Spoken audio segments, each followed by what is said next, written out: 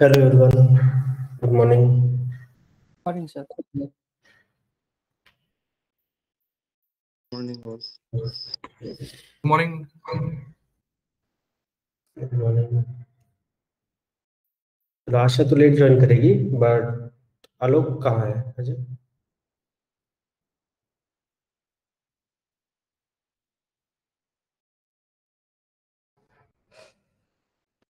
और कौन नहीं है? सिद्धेश्वर, आशा,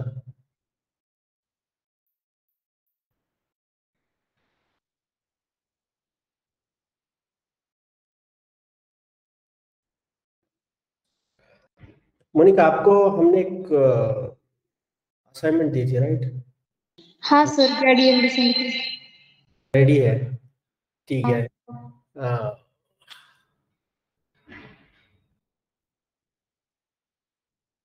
ठीक है, आज शाम को फिर कनेक्ट करेंगे हम 10 बजे।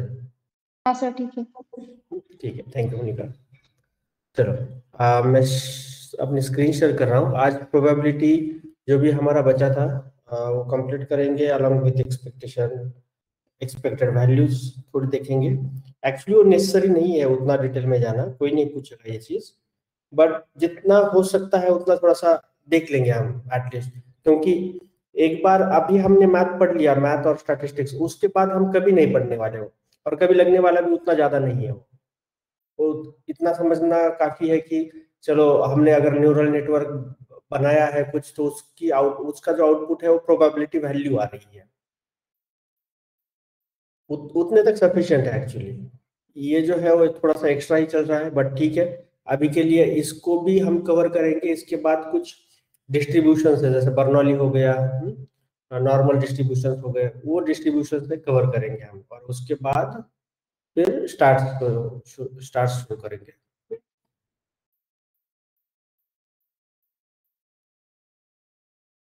क्योंकि एक बार ये जो बेस बन गया आपका, तो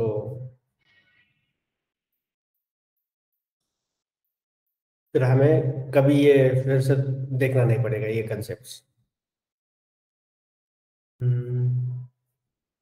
अगर आज थोड़ा सा टाइम मिलता है हमें, तो मैं ये भी आपको पढ़ाऊंगा कि हाउ टू कनेक्ट कंसोल,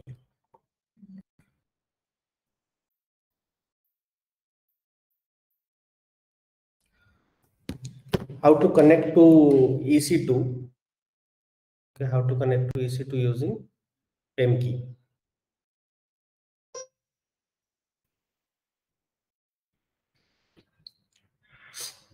हमारे पास देखो ये डैशबोर्ड है अभी AWS का, और यहाँ पे EC2 एक है और S3 बकेट मतलब हमारा ड्राइव जैसा होता है, ये स्टोरेज होता है, जैसे हम डिफरेंट फाइल स्टोर करते हैं अपने ड्राइव के ऊपर, ये वही है।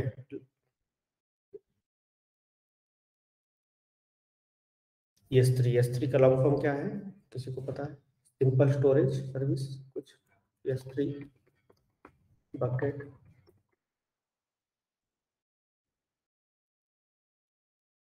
Simple storage service. तो ये स्टोरेज के लिए होता है S3 बकेट्स यानी कुछ नहीं, एक क्लाउड के ऊपर एक फोल्डर बनाया है उन लोगों ने, और उनमें हम डिफरेंट फोल्डर्स पे बना सकते हैं और वहां पे फाइलें रख भी सकते हैं, और ये अलग अलग रीजन में होता है। जैसे कि इनकी जो मशीन है, सॉरी सर्वर्स है, वो अलग अलग रीजन में है। सर्वर्स अलग अलग रीजन में मतलब क्या, इन्होंने जो हार्ड डिस्क उनकी रखी है, ये वाली इनकी बैकएंड वाली जो भी सर्वर्स है, मशीनें हैं, हार्ड डिस्क है, वो सब इन अलग अलग रीजन्स में रखी है। अब मान के चलो कि मैं नॉर्थ कैलिफोर्निया में रह रहा हूँ और यही रीजन मैंने सेलेक्ट किया है, तो अगर मैं कनेक्ट करता हूँ इस रीजन को वर्सेस मुंबई के रीजन को, तो सबसे कम लेटेंसी कहाँ होगी ये बताओ? लेटेंसी कम यानी कि रिस्पांस टाइम कम से कम रिस्पांस में कौन मुझे ला के देगा वो चीज? जब भी मैं कुछ डिमांड करता हूँ, ठीक है S3 बकेट में से ये फाइल मुझे दे दो, या फिर जो भी हमें फेच करना है उस रीजन से, अगर मैं नॉर्थ कैलिफोर्निया में रहता और एक सर्वर उनका नॉर्थ कैलिफोर्निया में है और दूसरा मुंबई में है, तो मेरे लिए बेहतर क्या होगा कि ये सर्वर यूज करना या फिर इन मुंबई वाला सर्वर यूज करना? मुंबई वाला सही रहेगा, वो सॉरी कैलिफोर्निया वाला। नॉर्थ कैलिफोर्निया वाला। यूएस वेस्ट रीजन का ये सिंपल, क्योंकि मैं रहता भी वही हूँ और ये AWS वालों ने यहाँ पे एक सर्वर दिया भी गया है, मतलब मुझे दिया भी है। तो ये वाला कम से कम लेटेंसी देगा। जब मैं एंड पॉइंट किसी एंड पॉइंट पे हिट करूंगा, एंड पॉइंट मतलब जो भी हम मशीन लर्निंग एप्लीकेशन जहाँ पे हम डिप्लॉय करते हैं उनको बोलते हैं हम and point. And point is a kind of place, वो प्लेस के ऊपर कंटेनर को हम डिप्लॉय करते हैं। तो और जो यूजर होते हैं, फाइनल यूजर, वो उस एंड पॉइंट को हिट करते हैं। हिट मतलब उनको रिक्वेस्ट, पोस्ट रिक्वेस्ट भेजते हैं, राइट। काफी यहाँ पे एक दो टेस्ट इंजीनियर्स भी हैं, उनको पता होगा। अगर हम पोस्टमैन से रिक्वेस्ट भेजते हैं, राइट, पोस्ट रिक्वेस्ट, तो आप अपने को रिस्पॉन्स मिलता है। वो रिस्पॉन्स टाइम यहाँ अगर मैं ये सर्वर यूज करता हूँ तो सबसे कम होगा, क्योंकि मैं सर्वर ये यूज कर रहा हूँ प्लस यही पे मैं रहता भी। बट अगर मैं कंपनी के लिए काम करता हूँ, यूएस की कंपनी के लिए, मैं इंडिया की कंपनी के लिए नहीं करता, मैं यूएस के लिए करता हूँ। बट मैं इंडिया में बैठ के करता हूँ, बट सारे कस्टमर्स मेरे यूएस के हैं, कंपनी भी यूएस की है और कंपनी है, मैं उन्हीं के लिए। तो मेरे लिए फिर मैं कौन सा यूज करूँ, ये मुंबई वाले या फिर हमारे एशियन यूज करूँ या फिर यूएस वाले यूज करूँ सर्विस? तो मुंबई सही रहेगा, मुंबई यूज कर सकते हैं। एक्चुअली मुझे एप्लीकेशन बनाना है तो मुझे लेटेंसी की उतनी जरूरत नहीं पड़ेगी। बट जब मेरा कस्टमर यूज करता है उसी एंड पॉइंट को, राइट, वो ओहियो में बैठा है, नॉर्थ कैलिफोर्निया में बैठा है, तो उसके लिए वो मशीन का रिस्पॉन्स सबसे इम्पोर्टेंट है, ना कि हमारा।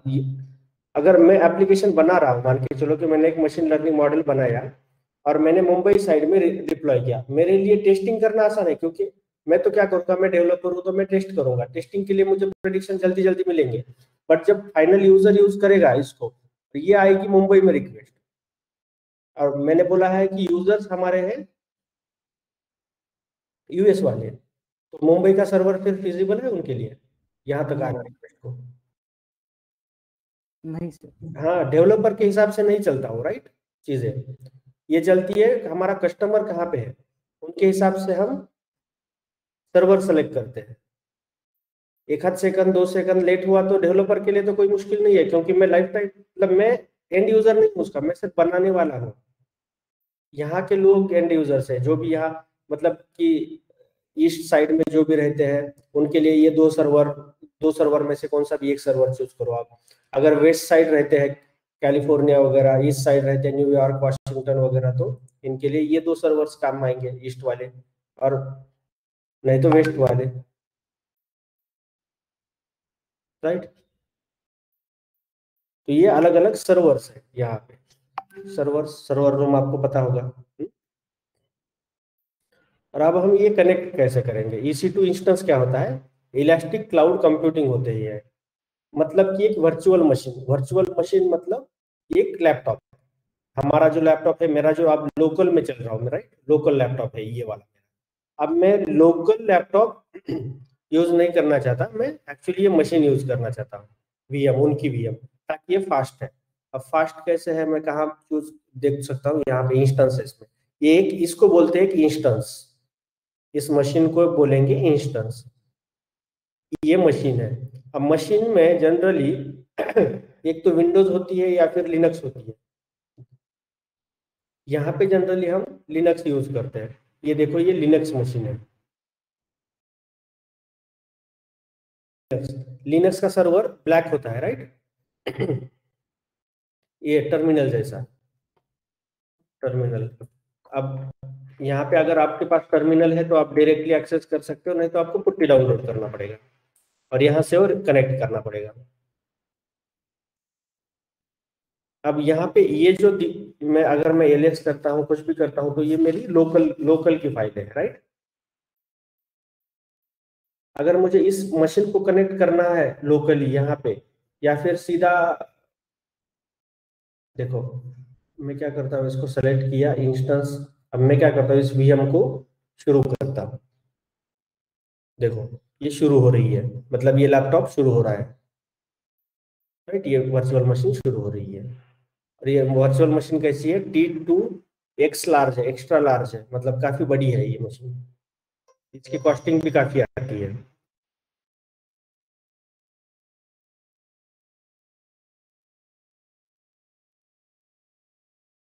ये रन हो रही है अभी।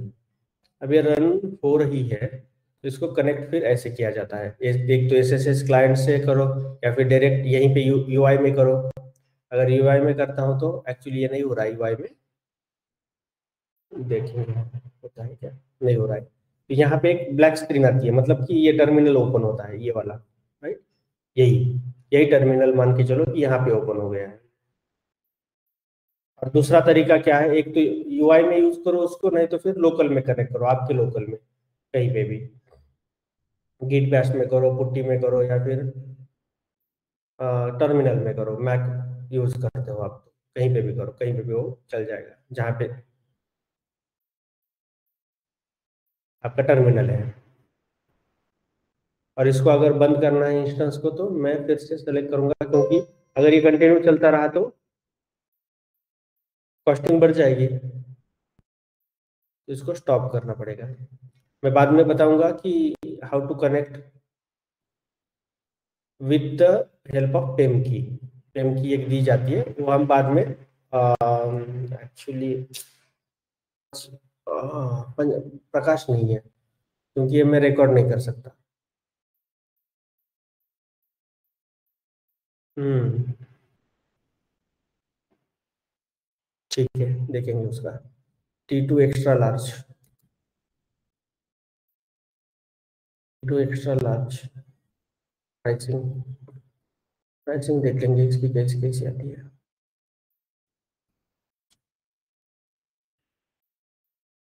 क्योंकि हम एक मॉडल बना रहे हैं, उसको रिट्रेन कर रहे हैं उस मॉडल को, इसलिए हमारे क्लाइंट ने एक सर्वर लिया है और हमें वो दे दिया है। CPU RAM, CPU credit,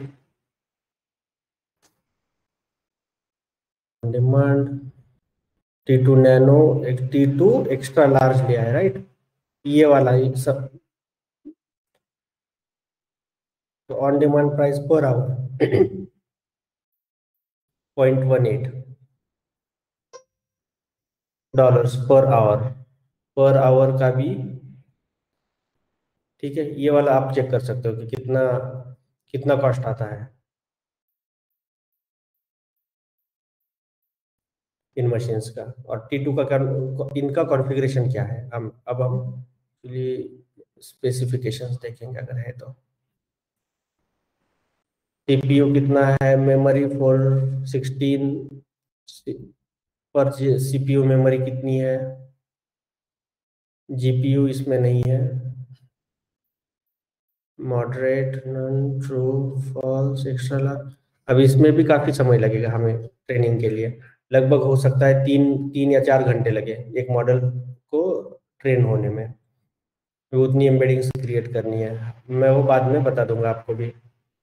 but अभी ये जो पिछली बैच है, वो उनके कुछ कैंडिडेट्स कर रहे हैं इस प्रोजेक्ट को कंप्लीट, मेरी हेल्प कर रहे हैं। इसको इसके बारे में डिस्कस करेंगे, ठीक है।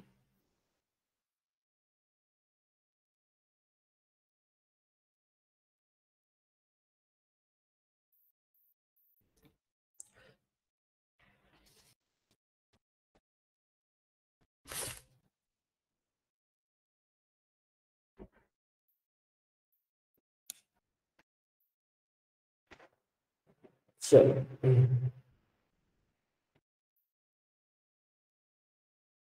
अब देखेंगे हम पिछले लेक्चर में हमने क्या पढ़ा था। Multiplication rule for not mutually exclusive event, ये पढ़ा था। आज हम पढ़ेंगे expectation.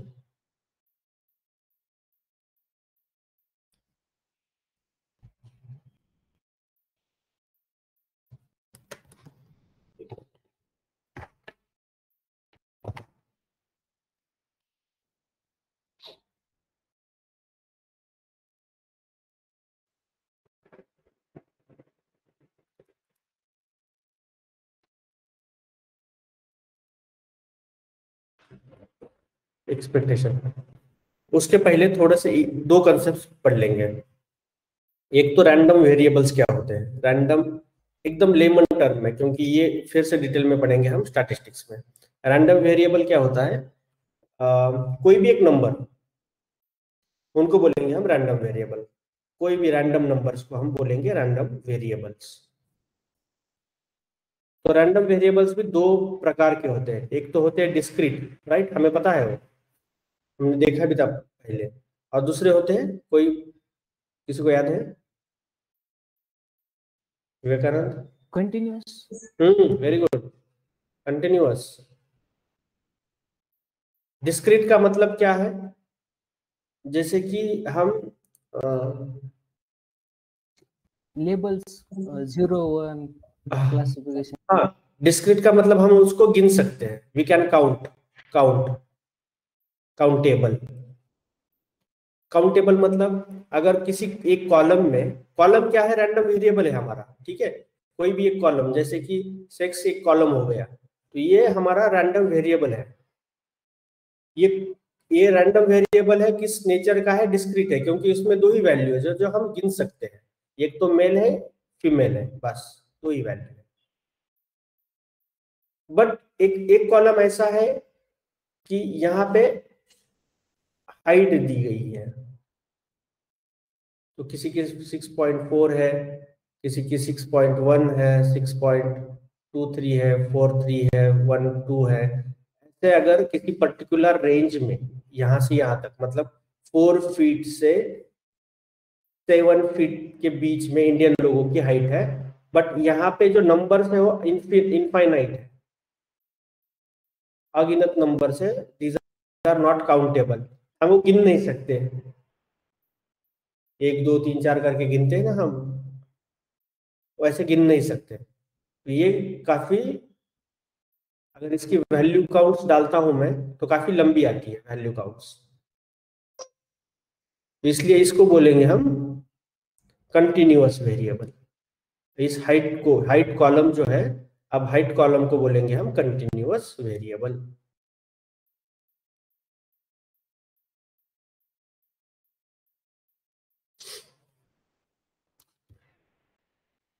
Right,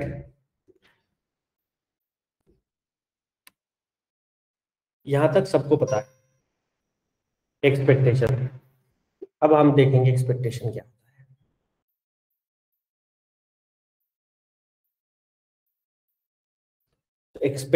expectation, sorry spelling गलत हो गई है।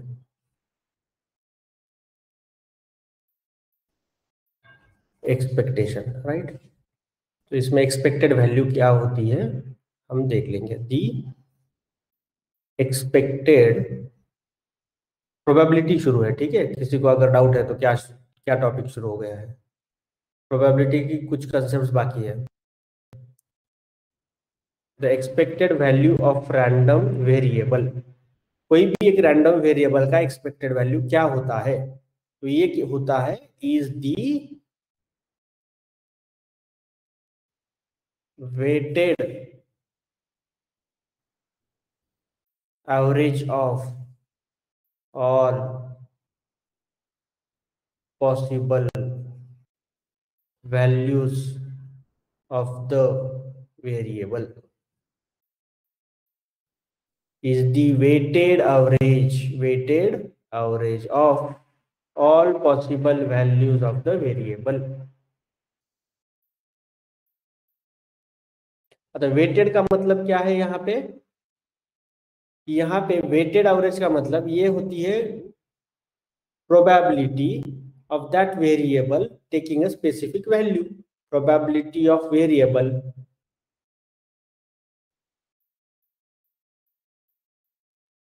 taking a specific value, specific, उसकी प्रोबेबिलिटी क्या है कि एक आध वेरिएबल है, उसने कुछ प्रोबेबिलिटी शो की है हमने, तो उसकी उस स्पेसिफिक वैल्यू की, सॉरी उस स्पेसिफिक वैल्यू की, जैसे हेड की या फिर टेल की स्पेसिफिक वैल्यू की प्रोबेबिलिटी क्या है, तो इसको बोलेंगे हम वेटेड।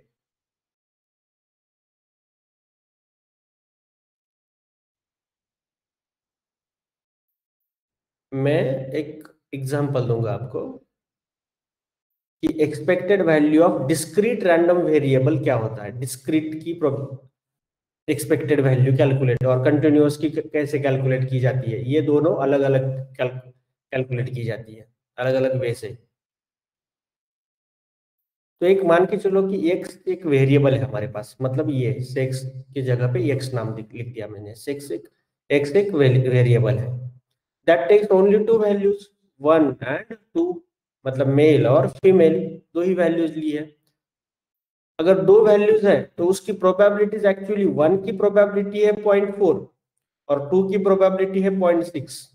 ये है प्रोबेबिलिटीज। अगर मैं ऐसे बताऊं आपको कि वैल्यू वर्सेस प्रोबेबिलिटी, तो एक रैंडम वेरिएबल है मेरे पास, वो दो वैल्यू देता है, दो ही वैल्यू है उसमें, और उनकी एक की प्रोबेबिलिटी 0.4 है हेड आने की या फिर टेल आने की 0.6 है, कुछ इस टाइप आप कंसिडर कर सकते हो उसको।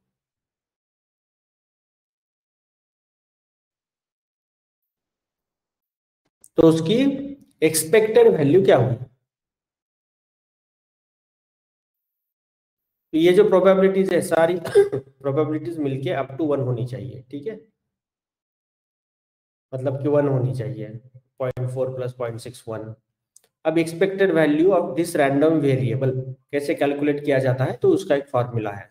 फॉर्मूला क्या है, expected value of x equals to 1 into 1 value है, राइट, 1 वैल्यू, देखो यहाँ पे taking a specific value, weighted बोला है उन्होंने, तो इसलिए specific value value multiply by probability,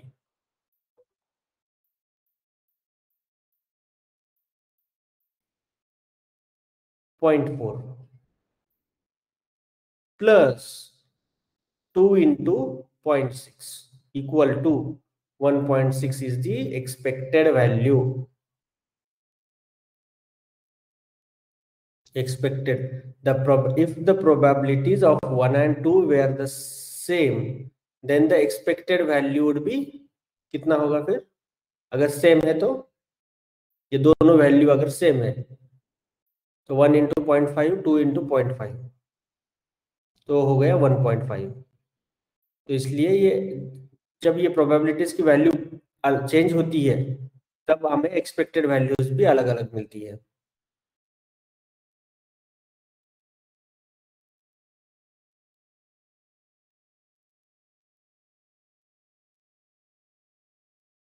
तो इसको बोलेंगे हम expected value of random variable x, expected value of this variable x, और ये डिस्क्रीट का फॉर्मूला है, कंटिन्यूअस का अलग है।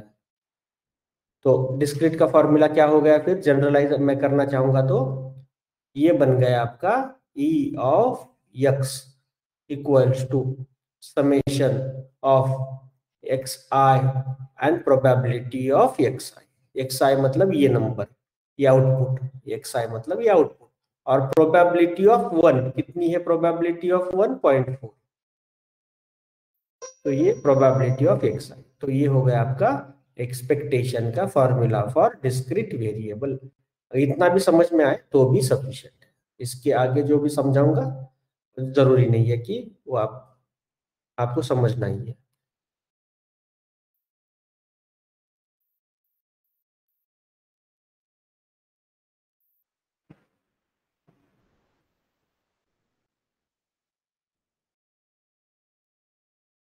अगर एक्सपेक्टेड वैल्यू ऑफ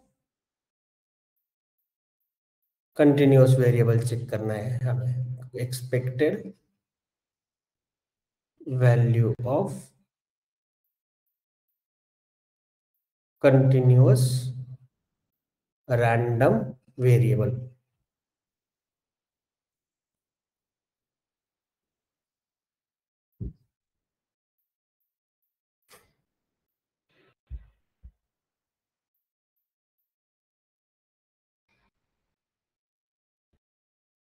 एक सेकंड दे दो मुझे।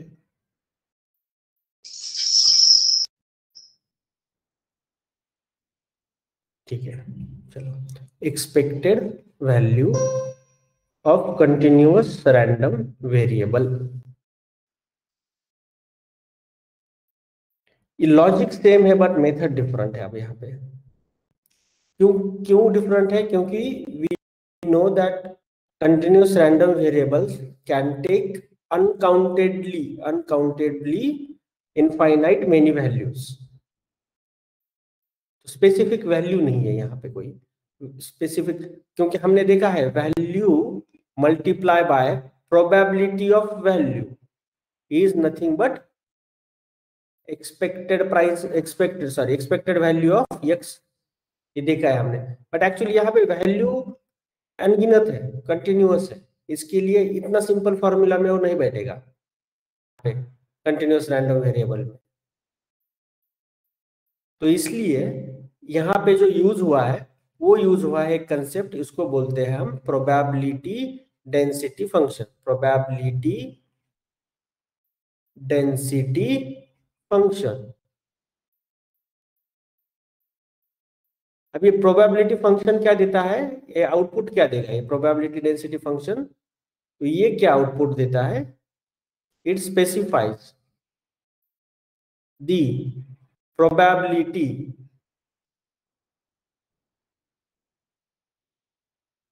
of random variable taking value within particular range, taking value within particular range। तो ये क्या बोलता है हमें कि हमारे इंडियन लोगों की height 4 feet to 7 feet vary होती है। Probability of random variable taking value between particular range, इस रेंज में ही वैल्यू वैरी होती है, उसकी प्रोबेबिलिटी कितनी है, इसकी प्रोबेबिलिटी कितनी है। रेंज, एक रेंज में वैल्यू होती है, राइट, वैरी, क्योंकि यहाँ पे एक स्पेसिफिक वैल्यू हम असाइन नहीं कर सकते, मल्टीपल वैल्यू से। तो कुछ इस टाइप कैलकुलेट करते हैं।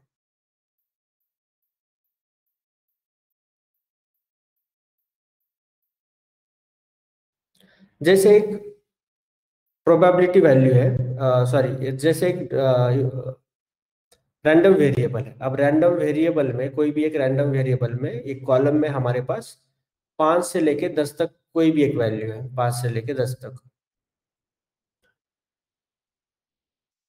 5 6 7 8, बट 5.51 5.52 7.73 8.91 9.8 9.1, कुछ भी वैल्यू हो सकती है। इतने सारे वेरिएबल्स है हमारे पास, नंबर ऑफ रिकॉर्ड्स है, काफी ज्यादा रिकॉर्ड्स है, राइट, 50,000 60,000 रिकॉर्ड्स है, और उनमें ऐसी कुछ वैल्यूज है। तो ये रैंडम हो गया, रैंडम वेरिएबल। इसको तो हम बोलेंगे कंटिन्यूअस रैंडम वेरिएबल। तो अब एक्चुअली अगर ये वेरिएबल, इनकी प्रोबेबिलिटी की वैल्यूज कितनी है, ये अगर कैलकुलेट करना है तो एक्चुअली अगर ये हम इस टाइप कुछ कैलकुलेट कर सकते हैं, क्योंकि एक्चुअली प्रोबेबिलिटी वैल्यू तो एक ही आएगी बिटवीन नंबर, मान के चलो कि 5 है हमारे पास, 6 है, 7 8 9 और 10 के बीच कोई भी वैल्यू आ सकती है, कुछ भी वैल्यू आ सकती है, उसकी एक प्रोबेबिलिटी निकाली हमने। मान के चलो कि ये प्रोबेबिलिटी आई 0.2, और इसकी एक बनेगी हमें हमारे पास ये ऐसी लाइन,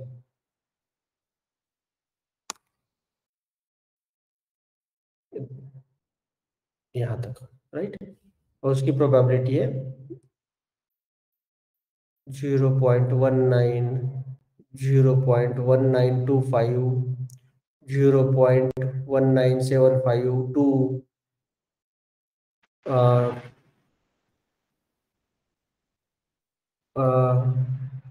2025, ऐसे कुछ है हमारे पास प्रोबेबिलिटीज। और यहाँ पे जो डिस्ट्रीब्यूशन है इसको बोलते हैं हम यूनिफॉर्म डिस्ट्रीब्यूशन, क्योंकि ये जो डिस्ट्रीब्यूशन है ये यूनिफॉर्मली है, कहीं पे चेंज नहीं हो रहा है, ये डिस्ट्रीब्यूशन सेम है, क्योंकि हमने एक रेंज की प्रोबेबिलिटी वैल्यू एक ही बार में निकाली है। इस रेंज में एक वैल्यू 5.51, ये वैल्यू आने की प्रोबेबिलिटी कितनी है, तो हम बता रहे हैं 0.2 है। इसकी प्रोबेबिलिटी, इसकी भी प्रोबेबिलिटी 0.2 है, इसकी भी प्रोबेबिलिटी 0.2 है, इसकी भी प्रोबेबिलिटी 0.2 है, इसकी भी प्रोबेबिलिटी 0.2 है, इसकी भी प्रोबेबिलिटी 0.2 है, हर किसी की 0.2 है। इसलिए जो ग्राफ बन गया है वो सीधा सिंपल लाइन बन गई। अलग अलग डिस्ट्रीब्यूशंस होते हैं, जैसे कि हमने पिछली बार नॉर्मल डिस्ट्रीब्यूशन देखा था, ये यूनिफॉर्म है, राइट। और भी सारे डिस्ट्रीब्यूशन हम कल कवर करेंगे, अभी इसमें नहीं जाना। और यहाँ पे हम क्या कैलकुलेट करते हैं, ये एरिया, तो एरिया कितना है अभी इसमें, ये एरिया अंडर द कर्व ये 100% है, या फिर 1 बोलेंगे इसको, या फिर 100 बोलेंगे। The area under the entire PDF, इसको बोलेंगे हम प्रोबेबिलिटी डेंसिटी फंक्शन। ये डेंसिटी बताता है, ये प्रोबेबिलिटी डेंसिटी फंक्शन है ये। तो इसमें ये जो एरिया है वो 100% कवर हो रहा है यहाँ से। या फिर हम इस 100% को कैलकुलेट कैसे किया, अगर आप बोलोगे तो ये ऐसे किया है, 0.2 जिसकी ये प्रोबेबिलिटी है, 0.2 मल्टीप्लाई बाय ये जो वैल्यूज है ये कैसे वैरी हो रही है, 10 to 5, 10 - 5 करेंगे हम, इसका आंसर आ जाएगा 1। बट आप बोलोगे कि every PDF is a straight line होती है क्या? नहीं होती है, एवरी पीडीएफ स्ट्रेट लाइन नहीं होती है, अलग अलग लाइन होती है, उनका अंदर का अलग अलग area under the curve calculate करना पड़ता है इसमें। और एक्सपेक्टेड वैल्यू का भी एक फॉर्मूला तैयार होता है, एक्सपेक्टेड वैल्यू ऑफ एक्स का एक फॉर्मूला तैयार होता है, उसको हम देखो, integration of X minimum to X maximum X into F of X DX, इसको हम अब ये कैलकुलेट करना है, सब कुछ करना है, तो हम एक्चुअली ये अगर एरिया अंडर द कर्व जब हम कैलकुलेट करते हैं तब हम इंटीग्रेशन का यूज करते हैं, जब हम स्लोप कैलकुलेट करते हैं तब हम डेरिवेटिव का यूज करते हैं। तो ये वाला इसका फॉर्मूला बन गया। अब ये फॉर्मूला में रखेंगे कैसे, अब एक्सपेक्टेड वैल्यू क्या आई है, इसकी आई है 7.5, बट ये कैसे आई है, तो इसकी एक्सपेक्टेड वैल्यू कैलकुलेट अगर हम करेंगे तो एक्स मिनिमम और एक्स मैक्सिमम, इसकी वैल्यू, एक्स वेरिएबल की वैल्यू मिनिमम कितनी है और मैक्सिमम कितनी है, कोई बताएगा मुझे? Minimum 4, maximum 7। 5, सॉरी, इसकी इसकी इसकी 5 to 10 की, राइट। 5 to 10 वाला एग्जांपल लिया है हमने, ये वाला 5 to 10 लिखो यहाँ पे, तो यहाँ पे 5 to 10 हो गया, राइट। एक्स मिनिमम 5 और यहाँ पे 10, यहाँ देखो 5.5 और 6 पॉइंट, तो मिनिमम कितनी वैल्यू है, 5 है, मैक्सिमम 10 है, तो कोई भी वैल्यू हो सकती है, यहाँ पे 5.01 हो सकती है, 10.0 हो सकती है, 9.99 हो सकती है, कुछ भी वैल्यू, बट बिटवीन 5 to 10।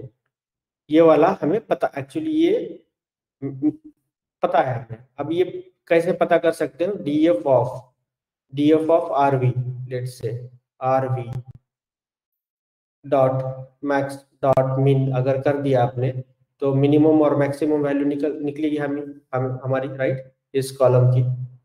तो ये यहाँ पे लिख दिया हमने, इंटीग्रेशन ऑफ 5 to 10। अब x की जगह पे हर वैल्यू x की आएगी, x इंटू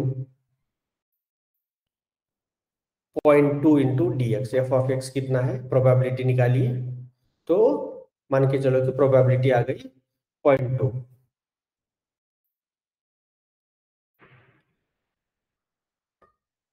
और इसको अगर हम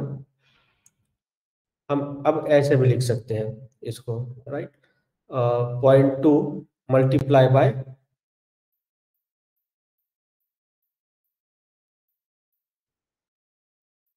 2 डिवाइडेड बाय 2, और ये होगा 5 to 10 में वैरी।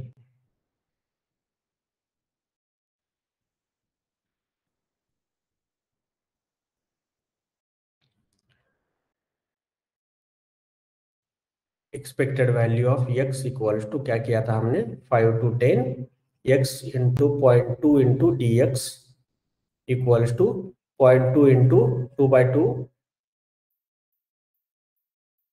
5 to 10, और इसको आप सिंप्लीफाई करोगे तो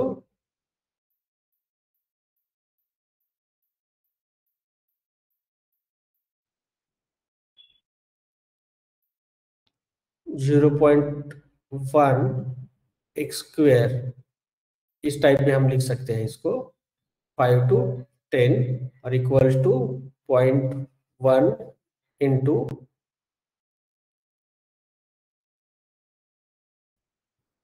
100 minus 25. 100 minus 25, तो इसको कितना आएगा, 7.5।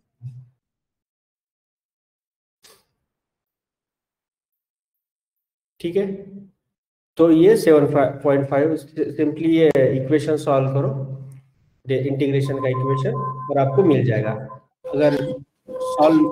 अगर आपको थोड़ा सा हेक्टिक हेवी लग रहा है तो इसको छोड़ दो, बट कुछ इस टाइप बैकएंड में काम हो रहा है, इतना ही याद रखो, ये कोई नहीं पूछेगा।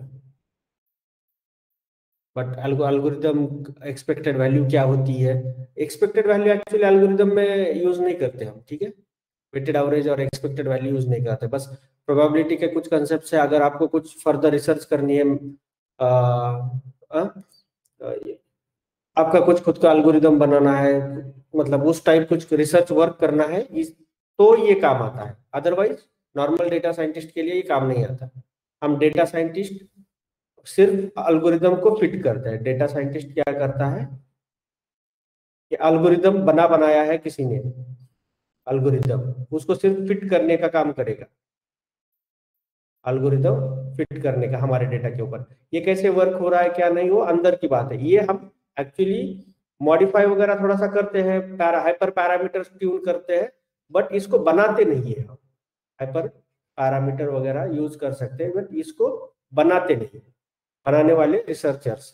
अगर ये रिसर्चर होना है आपको तो ये इन सारी चीजों की जरूरत है, otherwise not mandatory.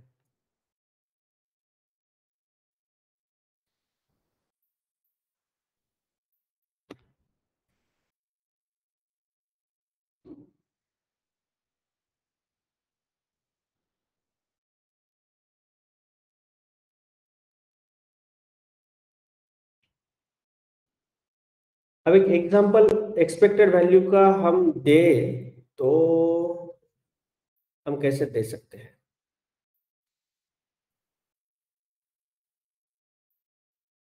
Expected value का हम और एक एग्जांपल देखेंगे, एक सिंपल एग्जांपल, काफी सिंपल, ताकि आपको एक्सपेक्टेड वैल्यू क्या होती है वो पता चले, एटलीस्ट डिस्क्रीट वेरिएबल्स की।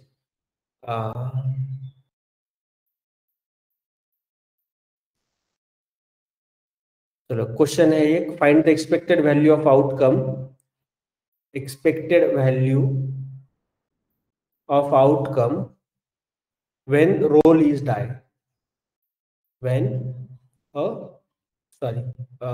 die is rolled, die is rolled। तो एक डाई है हमारे पास, वो रोल किया, तो एक सैंपल स्पेस क्या बनेगा, 1 2 6, 1 2 6 कुछ, हाँ 1 to 6, 1 2 3 4 5 और 5 6, ये वाले बनेंगे, राइट, 1 2 3 4 5 6। अब हम क्या करेंगे, now since the die is fair die, अब हम ये देखेंगे कि ये डाई फेयर डाई है, कुछ रिग्ड नहीं है, कुछ इसके साथ छेड़खानी नहीं की है। तो प्रोबेबिलिटी ऑफ ईच आउटकम क्या होगा, equals to probability of each outcome, हर किसी का आउटकम क्या होगा 1/6, इस वैल्यू का आउटकम 1/6 होगा, इसका भी 1/6 होगा, इसका होगा, इसका, राइट, ये 1/6 है।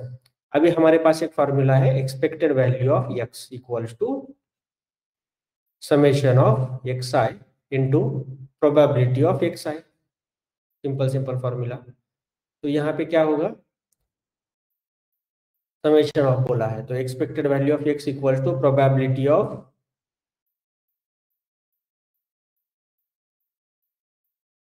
या फिर ऐसे बोलो आप कि 1 into probability of, right, X I क्या है, 1 है value, multiply by probability of x equal to 1 कितनी है, फिर प्लस करेंगे, फिर क्या करेंगे 2 into probability of x equals to 2, ऐसे ही करते करते जाएंगे, राइट। तो 1 क्या है, 1 इंटू प्रोबेबिलिटी ऑफ 1 कितनी है, 1/6. 1/6 है, right, plus 2 into probability of 2 कितनी है, 1/6. 1/6। तो ऐसे ही करते जाओ आप, 3 इंटू 1/6, 4 इंटू 1/6, 5 इंटू 1/6, 6 इंटू 1/6, और जो भी इसका आंसर आता है, तो इसको 1/6 को बाहर निकालो, 1 plus 2 plus 3 plus 4 plus 5 plus 6, कितना आता है, अराउंड 0.5. 3.5 0.5. कैसे आएगा, 3 आएगा ना, 21 है ना ये, 21 डिवाइडेड बाय 6, divided by हाँ 7/2 आएगा ना. 7/2 कैसे आएगा, इनका इनका समीशन क्या आता है, 6 प्लस 5 प्लस 4 3 2 1 का 6 और 5 21 15 15 और 3 18 18 और 2 20 और 1 21 21 divided by 6, right, 3, expected value of x 3 आती है, ठीक है। तो आप करेक्ट कर सकते हो अगर कुछ यहाँ पे गलती हुई है तो, बट 3 आंसर आना चाहिए।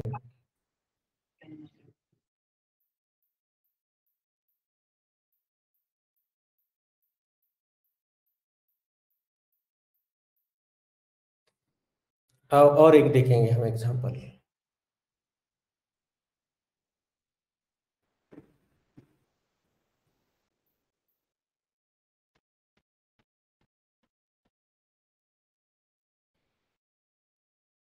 लाइफ इंश्योरेंस वाला, अगर एक्सपेक्टेड वैल्यू कितनी आती है वहां पे,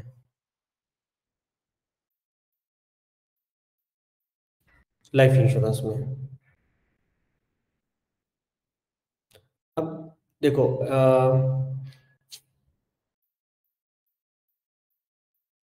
एक बंदा है, ठीक है, अखिल, तो अखिल ने क्या किया है, 50 लाख का एक इंश्योरेंस निकाला है, और वो उसकी वैलिडिटी है 20 ईयर्स।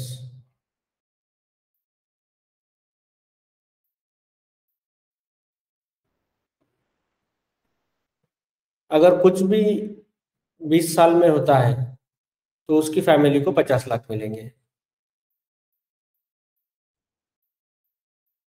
बट उसको 50,000 प्रीमियम भी पे करना है पर ईयर, लेट से प्रीमियम 50,000,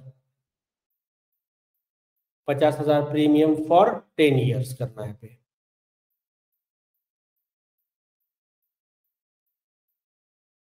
तो यहाँ पे कंपनी प्रॉफिट कैसे बनाती है और डेथ प्रोबेबिलिटी कैसे कैलकुलेट करती है किसी इंसान की, अगर ये सिनेरियो है तो कैसे बोलेंगे हम कि ब्रेक इवन पॉइंट कौन सा है और कब उनको प्रॉफिट आना शुरू हो जाएगा। तो इसके लिए हमें क्या करना पड़ेगा कि टोटल अमाउंट कैलकुलेट करनी पड़ेगी, अखिल कितनी अमाउंट डिपॉजिट कर रहा है, तो 50,000 मल्टीप्लाई बाय 10 साल के लिए, तो ये हो गई 5 लाख।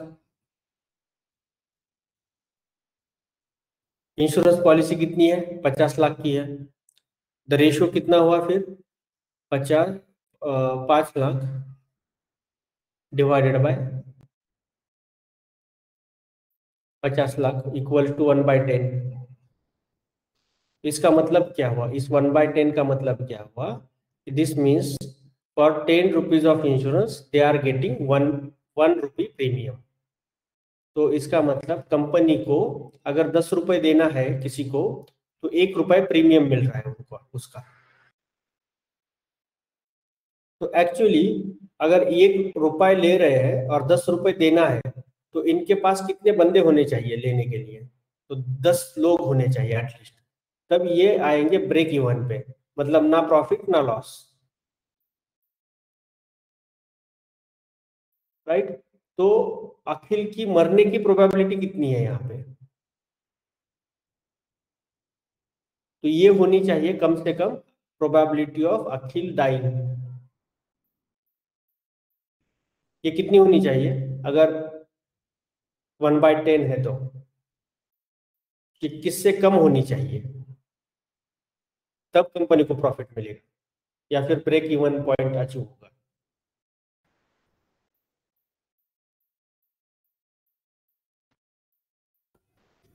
नहीं आया समझ में। कंपनी को मान के चलो कि हाँ, कंपनी क्या कर रही है, 1 रुपए ले रही है, ठीक है, उसके बदले में मुझे आपको 10 रुपए देना है।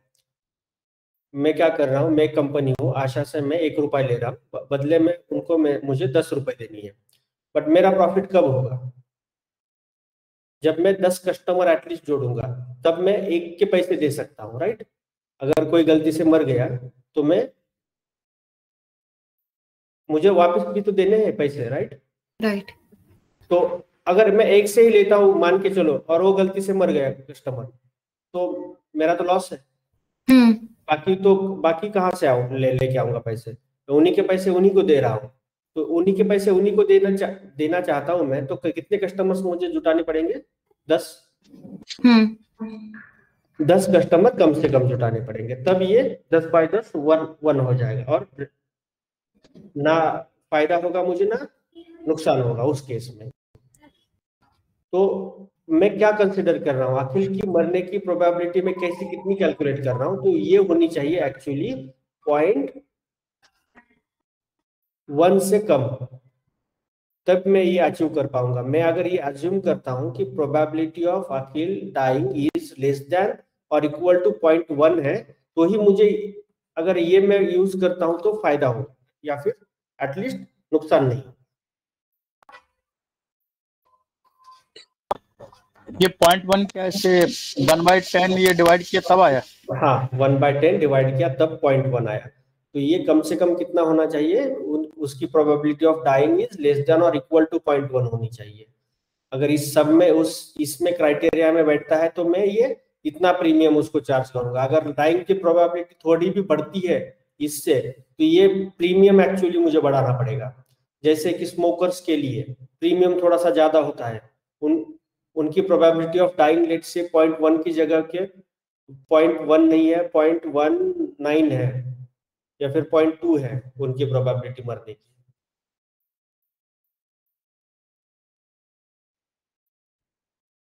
राइट। तब मुझे क्या करना पड़ेगा, ये प्रीमियम 5 लाख की जगह पे 10 लाख करना पड़ेगा उनके लिए। तो इंटरनली ये लोग ऐसे एक्सपेक्टेड वैल्यूज का देखते हैं, प्रोबेबिलिटी वैल्यू कैलकुलेट करते हैं कि मरने की कितनी है, उसके हिसाब से फिर ये जो रेट है वो एडजस्ट करते हैं। लेकिन इसमें जब इंश्योरेंस करते हैं, जैसे हम लोग करवाते हैं, तो स्मोकर्स का तो बाद में पूछते हो, तो वो प्रीमियम कर लेते हैं हम लोगों का। हाँ, प्रीमियम ही भरवाते हैं ना एक्स्ट्रा। नहीं, वो फीडबैक लेते हैं बाद में कि आप स्मोकर हो या नहीं। अगर स्मोकर है तो बाद में क्या करते हैं, जब हम पहले कैलकुलेशन जब करते हैं तब वो स्मोकर नहीं लेते, वो बाद में जब पूरा प्रीमियम पे होने के बाद वो कहते हैं कि फीडबैक दो आप स्मोकर हो या नहीं। हाँ ठीक है, वो तो टेक्निकल डिटेल्स में नहीं जाना, बस मैं एग्जांपल दे रहा हूँ आपको। अगर ऐसा कुछ हो गया तो फिर उनको ज्यादा प्रीमियम लगाना पड़ेगा कस्टमर के ऊपर। और जितना मुझे पता है वो पहले ही पूछ लेते हैं, अगर स्मोकर है, नॉन ड्रिंकर है, स्मोकर है, कोई बीमारी है कि नहीं पहले से, तो उसके हिसाब से वो थोड़ा थोड़ा प्रीमियम बढ़ता जाता है, जितना मुझे पता है। आप बोलते हो कि ये हर किसी को कॉमन होता है, और फिर सिर्फ फीडबैक फॉर्म में पूछ लेते हो लोग कि स्मोकर है या नॉन स्मोकर है।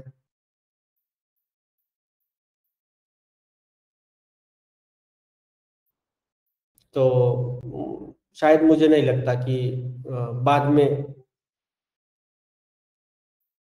ये मेरे ख्याल से पहली बार कंसीडर करते होंगे, वैसे कर लेते होंगे, सेकंड टाइम हो सकता है बढ़ाते होंगे फीडबैक के बाद, अगली बार जवाब करना है, ऐसा कुछ होता होगा।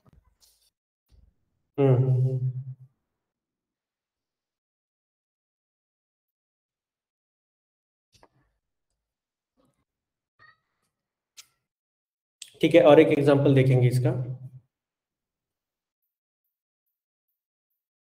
इसकी टेक्निकल डिटेल में नहीं जाना, बस आपको ये पता होना चाहिए कि प्रोबेबिलिटी यहाँ पे भी कैलकुलेट होती है, राइट, ऐसे एग्जांपल्स में भी।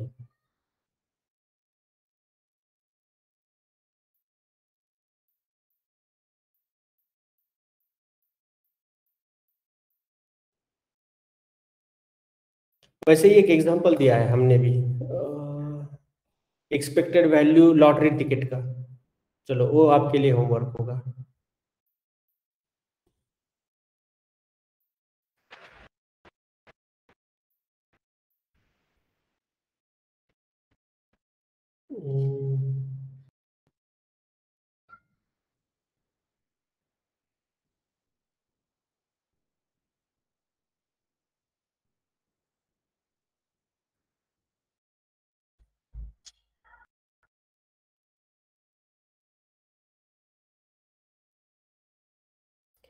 एक्सपेक्टेशन और ये एक्सपेक्टेशन प्राइस,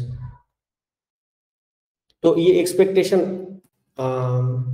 ये कैलकुलेट क्यों करना है, इतना सब कुछ ये कैलकुलेट क्यों करना है, किस लिए करना है? रैंडम वेरिएबल्स एक्सपेक्टेशन अलग अलग होते हैं, राइट। रैंडम वेरिएबल्स दो प्रकार के होते हैं, कंटिन्यूअस और डिस्क्रीट। डिस्क्रीट का अलग फॉर्मूला है, रैंडम वेरिएबल का सॉरी कंटिन्यूअस रैंडम वेरिएबल का अलग फॉर्मूला है, और डिस्क्रीट रैंडम वेरिएबल का अलग फॉर्मूला है। तो एक्सपेक्टेशन और एक्सपेक्टेड वैल्यू कैसे कैलकुलेट की जाती है ये पता है, बट उसका सिग्निफिकेंस क्या है यहाँ पे एक एग्जांपल में दिखा है। देखो, let us take a lottery example, और lottery ticket cost $10 to win 10 million. अगर $10 लग रहा है और 10 मिलियन जीतने के लिए $10 लग रहे हैं हमें, और 50% chance of winning $100 is worth ₹50 you. मतलब अगर $50 खर्चा करके $100 जीतने की जो प्रोबेबिलिटी है वो 50% है, ऐसा बोल रहा है। तो then the probability of winning the lottery,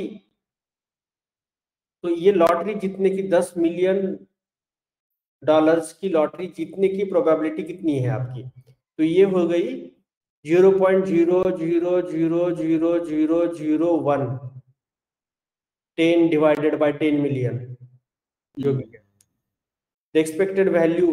तो इसकी फिर एक्सपेक्टेड वैल्यू क्या हो गई? तो probability multiply by this value, this probability आपकी जो आप बोल रहे हो कि इतनी कम प्रोबेबिलिटी है जीतने की, राइट। तो इतनी कम प्रोबेबिलिटी है तो एक्सपेक्टेड वैल्यू कितनी है कि मैं जीतूंगा ही? तो देखो बहुत कम है, तो हम lottery actually equals to the expected value is this, right, equals to $1। तो ये कितना एक्सपेक्टेड वैल्यू कितनी बन गई उसकी? 1 बन गई, 1। This is the worth of your ticket. Actually ये $1 जो है, ये $1 वर्थ है टिकट की। टिकट की वर्थ कितनी होनी चाहिए? जो टिकट हम $10 को खरीद रहे हैं, वो टिकट की वैल्यू, अगर मैं एक्सपेक्टेड वैल्यू निकालना चाहता हूं उसकी इस फॉर्मूले से, तो हो गई $1। बट हमें वो कितने में बेच रहे हैं? $10 में एक टिकट बेच रहे हैं। तो बाकी तो वो लोग कमाई कर रहे हैं। देखो, this is the worth of ticket you have for having one ticket, but it's cost $10 to buy. So is it worth buying? All the events have some specific aspect of risk and value. तो हम बोलते हैं कि ये ये worth नहीं है। Worth कैसे कैलकुलेट कर सकते हैं कि यार ये कुछ चीज लेनी है, वर्थ है कि नहीं? तो इसमें भी एक्सपेक्टेड वैल्यू का काफी इंपॉर्टेंस है। ठीक है, एग्जाम्पल सर्च करो कैसे कैलकुलेट किया है एग्जैक्टली वो देख लो, यहाँ पे तो लिखा है बट आपको ये पता चल गया होगा कि ये और एक एग्जाम्पल है इसका, राइट? एक्सपेक्टेड वैल्यू कहाँ कहाँ यूज होती है? एक तो इंश्योरेंस में होती है, प्रोबेबिलिटीज,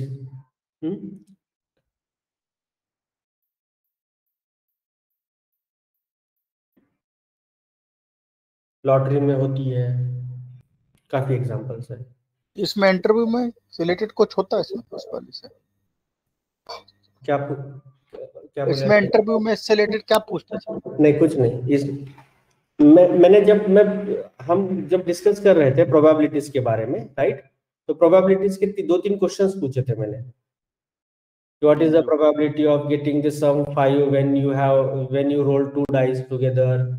ये मीडियम लेवल सिंपल क्वेश्चंस होंगे। या फिर आपकी और मेरी बर्थडे एक ही नहीं है, उसकी प्रोबेबिलिटी क्या है? ये सिंपल क्वेश्चंस। बाकी ये तो बस थ्योरी है, कुछ नहीं पूछा जाए। ये हमें समझने के लिए कि कहाँ कहाँ यूज हो सकता है इसका। इंटरव्यू के लिए उतना ही सफिशिएंट है। और अगर आप एक्सपीरियंस बोल के जा रहे हो तो हो सकता है 10 में से एक ही इंटरव्यू में आपको एक हाथ प्रोबेबिलिटी का क्वेश्चन पूछा जाए, बाकी तो लोग नहीं पूछेंगे आपको। बट अगर आपका एक्सपीरियंस 3 साल है, 4 साल है, तो थ्योरी में भी जाते हो थोड़ी सी। बट थ्योरी में भी गए तो भी वो 3 ही क्वेश्चन, और जो 2-3 क्वेश्चन के अराउंड मैंने डिस्कस किया था, राइट? टेक का पूछेंगे, रोल डाइस का पूछेंगे, कॉइन का पूछेंगे। ये 3 क्वेश्चन, 3 देख लो, 3 के अराउंड क्वेश्चंस, बस उतना सफिशिएंट है। चलो अब हम देखेंगे यहीं से मार्जिनल, जॉइंट और कंडीशनल प्रोबेबिलिटी क्या होती है।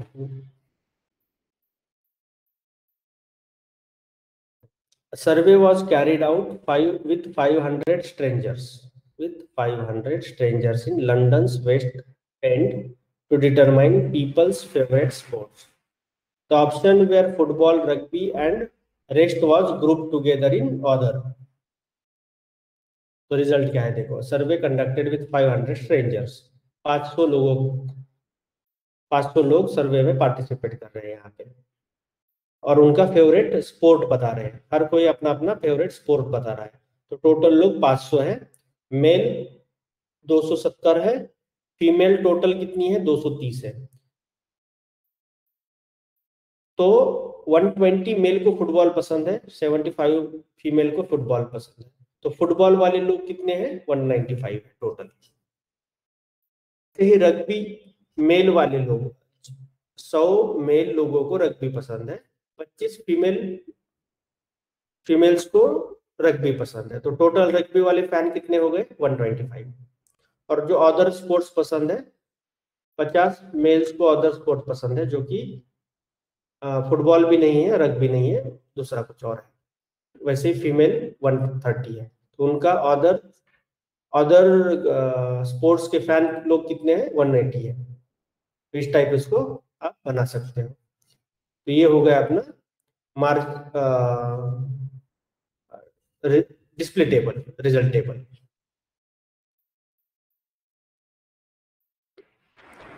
तो हम सभी की प्रोबेबिलिटी कैलकुलेट करेंगे। हम ये टेबल तो है हमारे पास, टेबल बनाया हमने, तो हम क्या करेंगे? प्रोबेबिलिटी कैलकुलेट करेंगे। Simply divide each number in the figure by 500। तो जो मेल है जिनको फुटबॉल पसंद है, उनकी प्रोबेबिलिटी कितनी है? तो 0.24 है उनकी probability. Actually probability distribution, right? वो कितना है? 1 divided, sorry, that figure divided by 500, उतना ही किया है हमने यहाँ पे। प्रोबेबिलिटी डिस्ट्रीब्यूशन निकाला है 120 डिवाइडेड बाय 500। कुछ बोल रहे थे अजय? नहीं सर। अच्छा, राइट। 120 डिवाइडेड बाय 500, वैसे ही कर दिया हमने 75 डिवाइडेड बाय 500, तो ये सारे नंबर्स आ गए। अब ये करने के बाद ये इसको बोलते हैं हम प्रोबेबिलिटी डिस्ट्रीब्यूशन टेबल, जिसको तो ये तो नॉर्मल सर्वे टेबल है, उसको सिर्फ अरेंज किया है ऐसे, बट इसको बोलेंगे हम probability distribution. Out of total इसकी प्रोबेबिलिटी कितनी है, हर किसी नंबर की प्रोबेबिलिटी कितनी है out of total, out of this total नहीं, मेल की नहीं, फीमेल की नहीं, out of entire population, entire 500 people.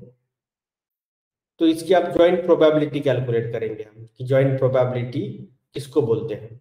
The joint probability is a statistical measure that is used to calculate the probability of two events occurring together at the same time. तो दोनों event joint क्या होता है, joint probability ये होती है कि दो इवेंट साथ में हो रहे हैं, तो उसकी प्रोबेबिलिटी कितनी है, साथ में हो रहे हैं।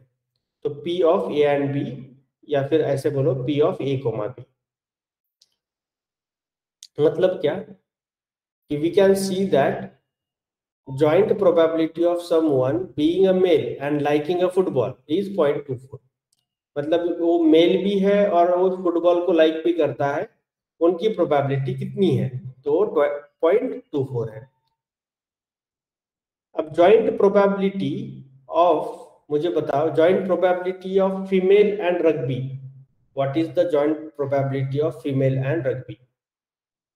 0.05. 0.05 हाँ 0.05, राइट। फीमेल एंड रग्बी कितनी है, 0.05। ये डायरेक्टली जॉइंट प्रोबेबिलिटी निकाली है हमने यहाँ पे, जो फीमेल है और जिनको रग्बी पसंद है उनकी प्रोबेबिलिटी क्या है, तो 0.05 है। ये हो गया, इसको बोलेंगे हम joint probability. The cell highlighted in the figure must be sum to 1 because everyone in the distribution must be in one of the cells। तो सबका 1 है कि नहीं चेक करो, सबका 1 होना चाहिए इनका। joint probabilities of all the distributions sum up to 1। ये सम तो ये नीचे वाला होगा 0.54 प्लस 0.46। हाँ तो ये 0.454 किसका है सब? Probability of इसका male. मेल का है। और सारे विनोद का, तो एक ही है और चीज, राइट। या ये टोटल सब का भी कर लेंगे तब क्या जाएगा। हाँ सबका अगर किया तो कितना आएगा, 1 आएगा, ऐसे बोल रहे हैं। The joint probability is symmetrical। Symmetrical का मतलब that probability of male and football equal to probability of football and male। मतलब ये प्रोबेबिलिटी, जॉइंट प्रोबेबिलिटी हमेशा सिमेट्रिकल होती है। सिमेट्रिकल का मतलब probability of male and football बोलो या फिर probability of football and male बोलो, दोनों का वैल्यू एक ही आता है इस केस में, राइट। तो इसको बोलेंगे हम जॉइंट डिस्ट्रीब्यूशंस, जॉइंट प्रोबेबिलिटी। और अब हम देखेंगे मार्जिनल डिस्ट्रीब्यूशन और मार्जिनल प्रोबेबिलिटीज क्या होती है।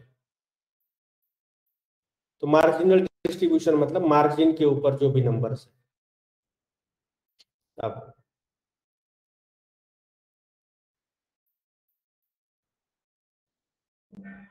तो it gives the probability of various values of the variables in the subset without reference to the values of other variables। if that was too much jargon, तो हम ये simply put कर सकते हैं is a probability of event irrespective of the outcome of another variable। P of A बोलेंगे या फिर P of B बोलेंगे, यहाँ पे P of A, B नहीं बोलेंगे, P of A या फिर P of B। मतलब क्या,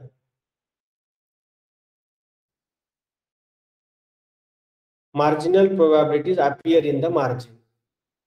तो probability of female कितनी है, total probability of female 0.46 है, मतलब कि 500 में से कितने फीमेल्स है, राइट? तो 0.46 है probability of female 0.46 which completely ignores the sport the female prefers, and the probability of rugby कितनी है? 0.25 which completely 0.25 ignores the gender. अब प्रोबेबिलिटी ऑफ मैं रग्बी जब बोलता हूँ तो ये जेंडर वाइज हम कैलकुलेट करेंगे क्या इसको? जरूरी नहीं है, ये सीधा मार्जिन वाली पकड़ेंगे, 0.25 बोलेंगे, दैट्स इट। और अगर मैं प्रोबेबिलिटी ऑफ फीमेल बोलता हूँ तो फुटबॉल, रग्बी, अदर ये सब कुछ देखते बैठेंगे क्या? नहीं, हम सीधा मार्जिनल प्रोबेबिलिटी देखेंगे, उसकी 0.46 बोलेंगे। प्रोबेबिलिटी ऑफ फीमेल कितनी है? 0.46। प्रोबेबिलिटी ऑफ फुटबॉल कितनी है? प्लेइंग फुटबॉल 0.39 है। तो टोटल पॉपुलेशन में से 0.39 लोगों को फुटबॉल पसंद है, इसका मतलब ये है, राइट? Yes sir. तो इसलिए इसको marginal distribution and marginal probability बोलते हैं। मार्जिनल डिस्ट्रीब्यूशन ये वाला हो गया, डिस्ट्रीब्यूशन टोटल, ये पांचों वैल्यूज 1 2 3 4 5 ये डिस्ट्रीब्यूशन है हमारा। और marginal probability for different things, जैसे कि मेल की, फीमेल की, फुटबॉल, रग्बी और अदर, ये 5 वैल्यू की प्रोबेबिलिटी अलग अलग वैल्यूज है, ये डिस्ट्रीब्यूशन में से उठाएंगे इसको।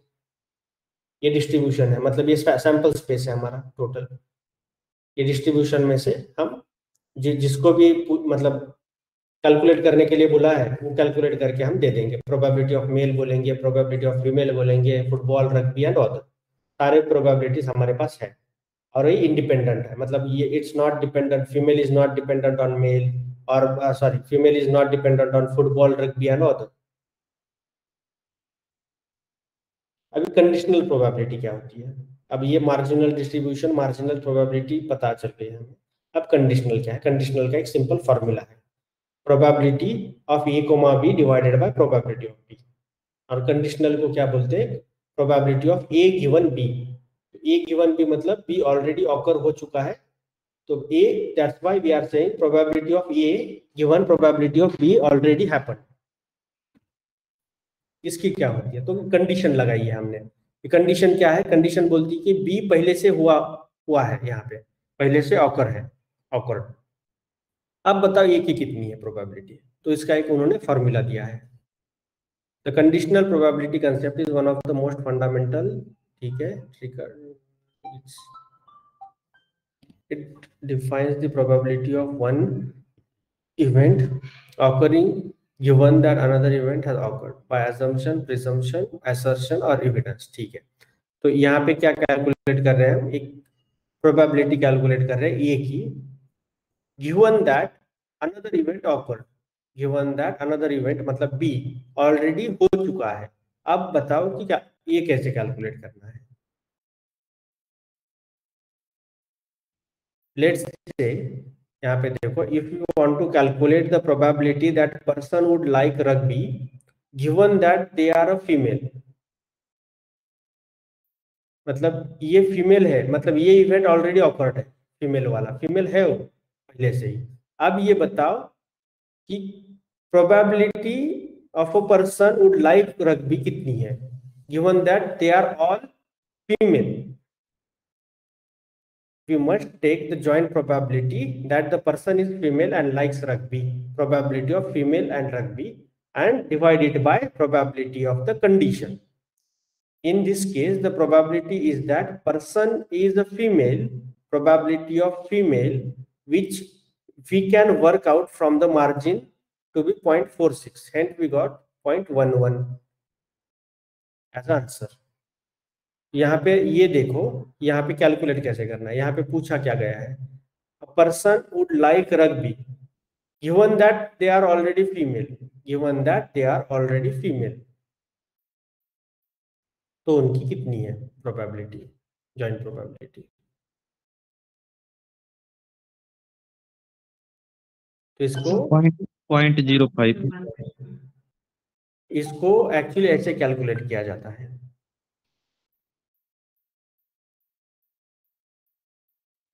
प्रोबेबिलिटी ऑफ जॉइंट प्रोबेबिलिटी, ये जो आप बोल रहे हो, ये फीमेल और रग्बी 0.05, ये क्या आ गया? इसको बोलेंगे हम जॉइंट प्रोबेबिलिटी, कंडीशनल नहीं, वो जॉइंट हो गई।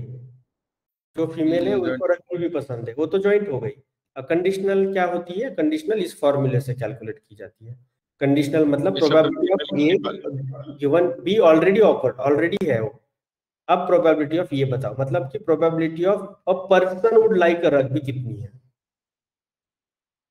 एक पर्सन है, कोई भी 500 में से 500 लोग है, राइट? 500 में से किसी को भी एक को चुना है हमने। अब हमें ये पता है कि given that they are female, तो जो पर्सन को हम बुला रहे हो फीमेल है। अब बता मुझे कि प्रोबेबिलिटी कितनी।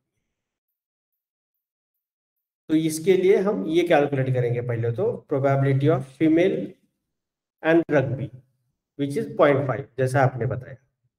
अब प्रोबेबिलिटी ऑफ फीमेल कितनी है? तो 0.46 है। टोटल फीमेल कितनी है हमारे डेटा सेट में? 0.46% है। अब probability of rugby given that they are a female, probability of the person is liking rugby provided that they are a female, इनकी प्रोबेबिलिटी ऐसे कैलकुलेट की जाती है। उनकी प्रोबेबिलिटी अब बढ़ जाएगी 0.11, 0.05 डिवाइडेड बाय 0.46 इक्वल टू 0.11। ठीक है, ये सिंपल है, राइट? प्रोबेबिलिटी, सिर्फ ये फॉर्मूला याद रखो कंडीशनल प्रोबेबिलिटी का। जॉइंट पता है आपको? जॉइंट टू डिवाइड बाय वो हो जाएगा। और सबसे पहले तो हमें ये कैलकुलेट करना पड़ता है, ये टेबल पहले तो बनाना पड़ता है, जितने भी उन्होंने बोला है। ये टेबल कैलकुलेट करने के बाद ये प्रोबेबिलिटीज कैलकुलेट करनी पड़ती है। ये प्रोबेबिलिटीज करने के बाद जॉइंट प्रोबेबिलिटीज हो तो ऑटोमेटिक वही कैलकुलेट करेंगे आप, जॉइंट, राइट, और मार्जिनल दोनों। एक बार जॉइंट और मार्जिनल प्रोबेबिलिटीज हो गई तो हम कंडीशनल वगैरह जो भी कुछ पूछा है, बेस थ्योरम, वो सब कैलकुलेट कर सकते हैं। बट पहले आपको उतना कैलकुलेट करना पड़ेगा। अब फिर बाद में कोई भी क्वेश्चन पूछ, वो अगर पूछेंगे तो भी फिर हमें सिर्फ वैल्यू चेंज करनी है यहाँ की। ये तो वैल्यूज पता है सबको। कंडीशनल प्रोबेबिलिटी क्या है? The probability of event A given that another event already awkward, the event of drawing a blue ball is success and not drawing it is a failure.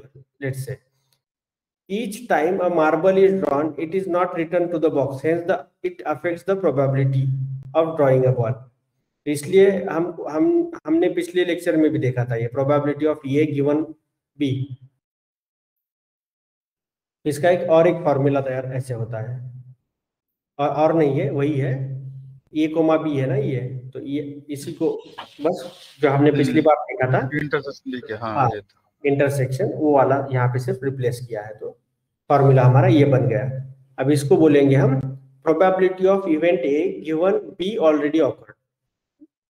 तो सिंपल लैंग्वेज में अगर आपको किसी को समझाना है तो probability of A given B, that's it, equals to probability of event A occurred and event B occurred. तो ए कोमा बी, या फिर ए एंड बी बोलते हैं इसको, इंटरसेक्शन को, divided by P of B, probability of event B. Conditional probability same है, formula same है, ठीक है। बस नोटेशन ए कोमा बी की जगह पे हमने जो कल पढ़ा था, पिछले लेक्चर में पढ़ा था, वो वाला यूज किया है हमने, बाकी सेम है। और सेम एक्चुअली यहाँ पे भी है, बेस थ्योरम है सिर्फ। ये भी कंडीशनल प्रोबेबिलिटी ही कैलकुलेट करता है। बेस थ्योरम क्या करता है? Bayes theorem is a principle of calculating, principled way of calculating conditional probability without the joint probability. अगर आपको जॉइंट प्रोबेबिलिटी कैलकुलेट नहीं करनी है ये वाला, तो अल्टरनेटिव अप्रोच क्या है? तो ये बेस थ्योरम है बस। बट ये आपको पता भी होना चाहिए, एक्चुअली लाइक्लीहुड ये पता होनी चाहिए, ये वैल्यू, तभी आप बेस थ्योरम यूज कर पाओगे। नहीं तो फिर नॉर्मल आप इस वे से जा सकते हैं। Bayes theorem says if we know probability of A given B, then we can determine probability of B given A, given that probability of A and probability of B are known to us. तो यहाँ पे क्या बोला गया है, actually कोई भी एक पता है तो दूसरी कैलकुलेट हो सकती है, बस यही बोला है। वो तो हमें भी पता है कि ये दिया जाए तो हम ये कैलकुलेट कर सकते हैं, अगर ये दिया जाए तो हम ये कैलकुलेट कर सकते हैं। अब सिर्फ फॉर्मूला चेंज होगा उस केस में, राइट।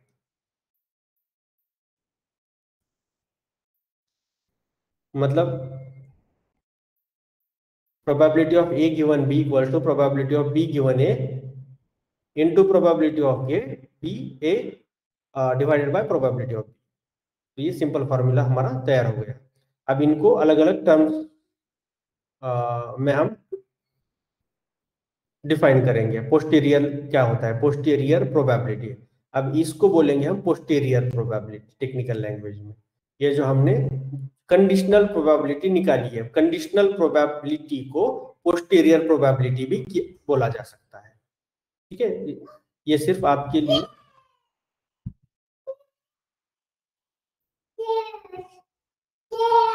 एक मिनट, चलो। तो प्रोबेबिलिटी पोस्टीरियर बोलो या फिर लाइक्लीहुड, लाइक्लीहुड क्या है, फिर ये इंटरचेंजेबली आप यूज कर सकते हो, राइट। अगर इसको कैलकुलेट करना है तो ये आपका लाइक्लीहुड हो जाएगा। बट ठीक है, अभी के लिए इतना समझो कि इसको पोस्टीरियर बोलते हैं, इसको लाइक्लीहुड बोलेंगे आप। The probability of B being true given A as true, मतलब probability of B given A, इसको बोलेंगे प्रायर प्रोबेबिलिटी ऑफ ए को, और इसको बोलेंगे मार्जिनलाइजेशन। मार्जिनलाइजेशन क्यों, क्योंकि probability of B is true है, तो इनको सिर्फ अलग अलग वर्ड से डिफाइन किया है, दैट्स इट। और यहाँ पे एक एग्जांपल दिया है। एग्जांपल अगर ये समझ में आए तो सफिशिएंट है इतना, क्योंकि यहाँ पे सीधा सीधा हमने वैल्यूज पुट की है, राइट, और कैलकुलेट तो सेम चीज कर रहे हैं, कंडीशनल प्रोबेबिलिटी। बट अगर बेस थ्योरम से जाना है आपको, कंडीशनल प्रोबेबिलिटी कैलकुलेट नहीं करनी है, तो आप कैसे करोगे। देखो यहाँ पे अगर ऐसा सवाल आ गया कि 1% of the population has X disease, तो 1% पॉपुलेशन को कुछ डिसीज है। Screening test accurately detects the disease for 90% of the people with it. Screening test accurately detects the disease for 90% of people with it. The test also indicates the disease for 15% of the people without it. False positive, मतलब false positive भी दे रहा है यहाँ पे, देखो, मतलब कि उनको डिसीज नहीं है बट वो बोल रहा है कि डिसीज है। The test also indicates the disease for 50% of the people without it. Suppose a person screened for the disease test positive. What is the probability they have it? एक तो पहले तो ये बोल रहा है कि 1% पॉपुलेशन को ये कैंसर है, ठीक है। फिर बाद में बोल रहा है कि जो स्क्रीनिंग टेस्ट होती है वो 90% मॉडल एक्यूरेट है हमारा, मतलब एक डेटा आ गया, हमारा मॉडल प्रोसेस कर रहा है उस डेटा को कि बोल रहा है इसको कैंसर है या कैंसर नहीं है, तो उसमें वो 90% श्योर है, हमारा मॉडल कॉन्फिडेंट है, 90% एक्यूरेसी से रिजल्ट देता है। वो एक्यूरेसी 90% है, बट फॉल्स पॉजिटिव ज्यादा है, फॉल्स पॉजिटिव काफी ज्यादा है। फॉल्स पॉजिटिव ये बोल रहा है कि 15% जो लोग मतलब लोग हैं उनको वो पॉजिटिव, पीपल विदाउट इट, मतलब कि लोगों को कैंसर नहीं है, 15% लोगों के कैंसर नहीं है, बट मेरा मशीन बोल रहा है कैंसर है, ये फॉल्स पॉजिटिव दे रहा है। तो इनका परसेंटेज 15% है। सपोज अब बोल रहा है वो कि अगर कोई ऐसा हमारे जैसा आदमी जाता है और मशीन अगर बोलती है कि ये बंदा पॉजिटिव आया है, मतलब उसको कैंसर है, तो अगर इसको कैंसर है तो इसमें रियली कैंसर होने के कितने मतलब कितनी प्रोबेबिलिटी है कि इसको सही में कैंसर है? एक्चुअली हम ये जो मॉडल है बन गया है, काफी वर्ष बना है यहाँ पे। एक तो एक्यूरेसी काफी कम है, 90% बाइनरी क्लासिफिकेशन के लिए, जहाँ पे इम्बैलेंस डेटा सेट है। यहाँ पे लगने के लिए अगर लग रही है आपको बहुत ज्यादा है, 90% है एक्यूरेसी, बट वो एक्चुअली कम है इस केस में, ठीक है? क्योंकि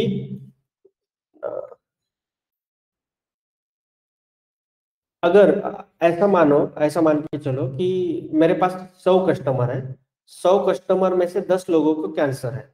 अब मैं मेरी आंख बंद कर रहा हूं और ऐसा बोल रहा हूं कि सबको कैंसर है, एक 1 बाय 1 मेरे आगे आ रहा है और मैं बोल रहा हूं कि इसको कैंसर है, कैंसर है, कैंसर है, कैंसर है। 100 बार मैंने 100 लोगों को कैंसर बोला, तब भी मैं कैंसर नहीं है बोला, तब भी मैं कितने परसेंट मेरी एक्यूरेसी है, कोई बताएगा? 100 लोगों में से 10 लोगों को ही कैंसर है, 90 लोग को नहीं है कैंसर। और जब मेरे सामने कोई आता है, खड़ा होता है, हर किसी को मैं बोल रहा हूँ कि कैंसर नहीं है, कैंसर नहीं है, कैंसर नहीं है, मुझे कुछ पता नहीं है कि नहीं, बस मैं नहीं बोल रहा हूँ हर किसी को। तो कितनी है मेरी एक्यूरेसी? 90%। 90% एक्यूरेसी है। फिर तो एक्चुअली यहाँ पे भी ऐसा ही सिमिलर केस है ये भी। अब आपको जब मशीन लर्निंग हम तो आपकी वॉइस ब्रेक हो रही, तुम लोग सुन नहीं पाए।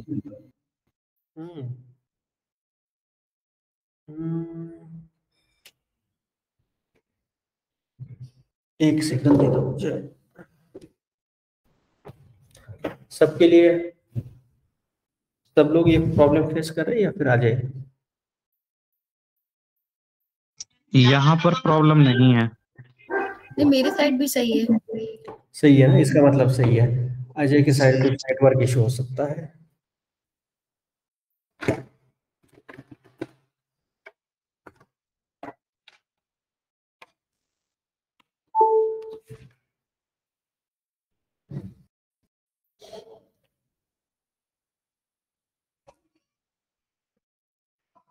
ठीक है, चलिए अब यहाँ पे देखो कुछ टर्म डिफाइन किए हैं हमने। प्रोबेबिलिटी ऑफ एक्स कितनी है? तो probability of disease. Probability of x क्या है? तो प्रोबेबिलिटी ऑफ डिसीज है। प्रोबेबिलिटी ऑफ पॉजिटिव क्या है? बीइंग पॉजिटिव, मतलब उसको कैंसर है। Probability of not having cancer कैसे दिखाया हमने? प्रोबेबिलिटी ऑफ एक्स से, ठीक है, एक्स डैश से। फिर हम देखेंगे probability of X equal to कितनी है? प्रोबेबिलिटी ऑफ 0 1 है, मतलब प्रोबेबिलिटी ऑफ हैविंग डिसीज 1% है। 1% of the population has X disease. Cancer कितने लोगों को है? 1%। Probability of having disease is 0.01। Probability of positive given disease, probability of positive कितनी है? वो 90% है।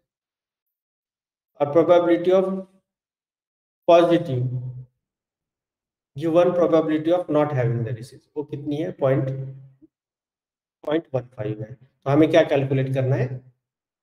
What is the probability of they have it, मतलब एक्स गिवन पॉजिटिव, मतलब एक्स भी है, मतलब प्रोबेबिलिटी ये पेशेंट है और वो पॉजिटिव आया है, उसकी रियल टाइम में प्रोबेबिलिटी कितनी है? तो उसका फॉर्मूला कैसे होगा? Probability of X given positive equal to probability of positive given X. Same Bayes theorem use किया है ये वाला। प्रोबेबिलिटी ऑफ बी गिवन है into probability of A divided by probability of B. Probability of X divided by probability of positive, बस इसको calculate करो। Probability of X given positive कितने हैं? कितना आएगा? 0.9 into 0.01 divided by 0.15 equals to 0.057, या फिर ऐसे हम बोलेंगे कि 5.7% to actually have the disease if the test shows positive.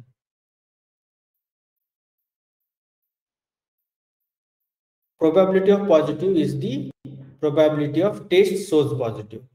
Now total probability equals to total positive कितने हैं? 90% of the test shows plus 15% of the test shows और वो कितनी आएगी फिर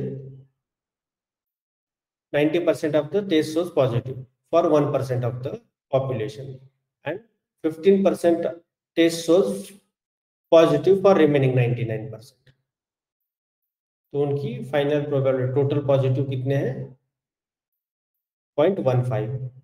तो इनकी प्रोबेबिलिटी क्या है 0.15। ये पूछ नहीं गई है, बस ये आपको पता होनी चाहिए। ये पार्ट ये वाला हमारे काम का है, राइट। ये पूछा गया है यहाँ पे। और टोटल पॉजिटिव तो हमने निकाला है। अगर आपको ये भी निकालना है तो टोटल पॉजिटिव कितने हैं, अगर इतना ही समझ में आ गया तो भी सफिशिएंट है। ये 4 लाइन है, ये तो फॉर्मूला हो गया हमारा। तो फॉर्मूला के पहले हमने ये टर्म्स डिफाइन की। एक बार ये टर्म्स डिफाइन की तो उनकी वैल्यू पुट करना आसान है। आप ये वाली 1 2 3 ही वैल्यू तो पुट करनी है हमें, 1 2 और 3 वैल्यू सिर्फ। यहाँ पे हमें परसेंटेज में आंसर आएगा 5.7% people actually having disease if the test shows positive. मतलब टेस्ट ने अगर पॉजिटिव बोला तो सिर्फ 5% ही चांसेस है कि वो पॉजिटिव आ जाए पेशेंट। ये एक्चुअली इंटरनली हमारे पास एक बेस्ड थ्योरम के बेस्ड एक एल्गोरिथम है। कोई बता सकता है विवेक? वेद? हाँ, वेरी गुड, नेओबेस या फिर नाइओबेस एल्गोरिथम है हमारे पास। वो इसी प्रिंसिपल के ऊपर डिपेंडेंट है। तो हम वहां पे ये एग्जांपल शायद आपको ज्यादा इंट्यूटिव लगे, ताकि हम डिटेल में पढ़ेंगे कि ये कैसे कैलकुलेट कर रहा है, अंदर सब कुछ कैसे हो रहा है, तो ज्यादा और ज्यादा आसान लगेगा। थ्योरेटिकल क्वेश्चंस थोड़े से ट्रिकी होते हैं, बट जब हम इंट्यूटिव वे में पढ़ेंगे, जब हमारे पास डेटा भी होगा, रियल आंसर भी होगा, और ये क्या आंसर बता रहा है वो भी होगा, तब आपको ज्यादा समझ में आएगा। बट ये भी एग्जांपल सिंपल है, वैसे उतना भी ट्रिकी नहीं है।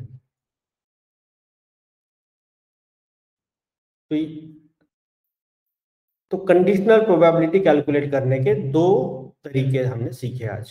पहला तरीका इस फॉर्मूला का यूज करके, जो होती है,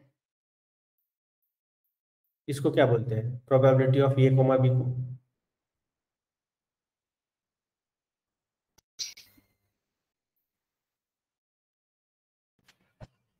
Probability of having both the things, दोनों हो। मतलब मार्जिनल बोलेंगे या जॉइंट बोलेंगे?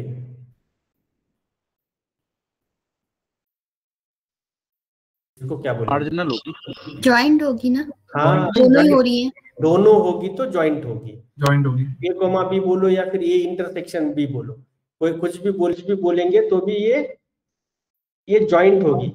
जॉइंट प्रोबेबिलिटी कैलकुलेट म्हणजे कंडीशनल प्रोबेबिलिटी कैलकुलेट करनी है हमें, तो हमें पहले जॉइंट प्रोबेबिलिटी कैलकुलेट करनी पड़ेगी उनकी। अगर जॉइंट प्रोबेबिलिटी कैलकुलेट नहीं करनी और आपको अगर लाइक्लीहुड दिया गया है उनका, तो आप उसके बेसिस के ऊपर पोस्टीरियर प्रोबेबिलिटी फाइंड आउट कर सकते हो। अगर ये दिया गया है तो आपका थोड़ा सा फॉर्मूला चेंज होगा। अगर जॉइंट प्रोबेबिलिटी दी गई है तो जॉइंट प्रोबेबिलिटी काफी आसान है, बट अगर आपको ये वाला दिया है तो ये भी वैसे तो ये भी आसान है, राइट। तो कुछ भी दिया है तो भी आपको पोस्टीरियर प्रोबेबिलिटी कैलकुलेट आप कर पाएंगे। तो ये है आपका बेस थ्योरम। मार्जिनल, जॉइंट, शायद हम अगले लेक्चर में डिफरेंट डिस्ट्रीब्यूशंस पढ़ेंगे।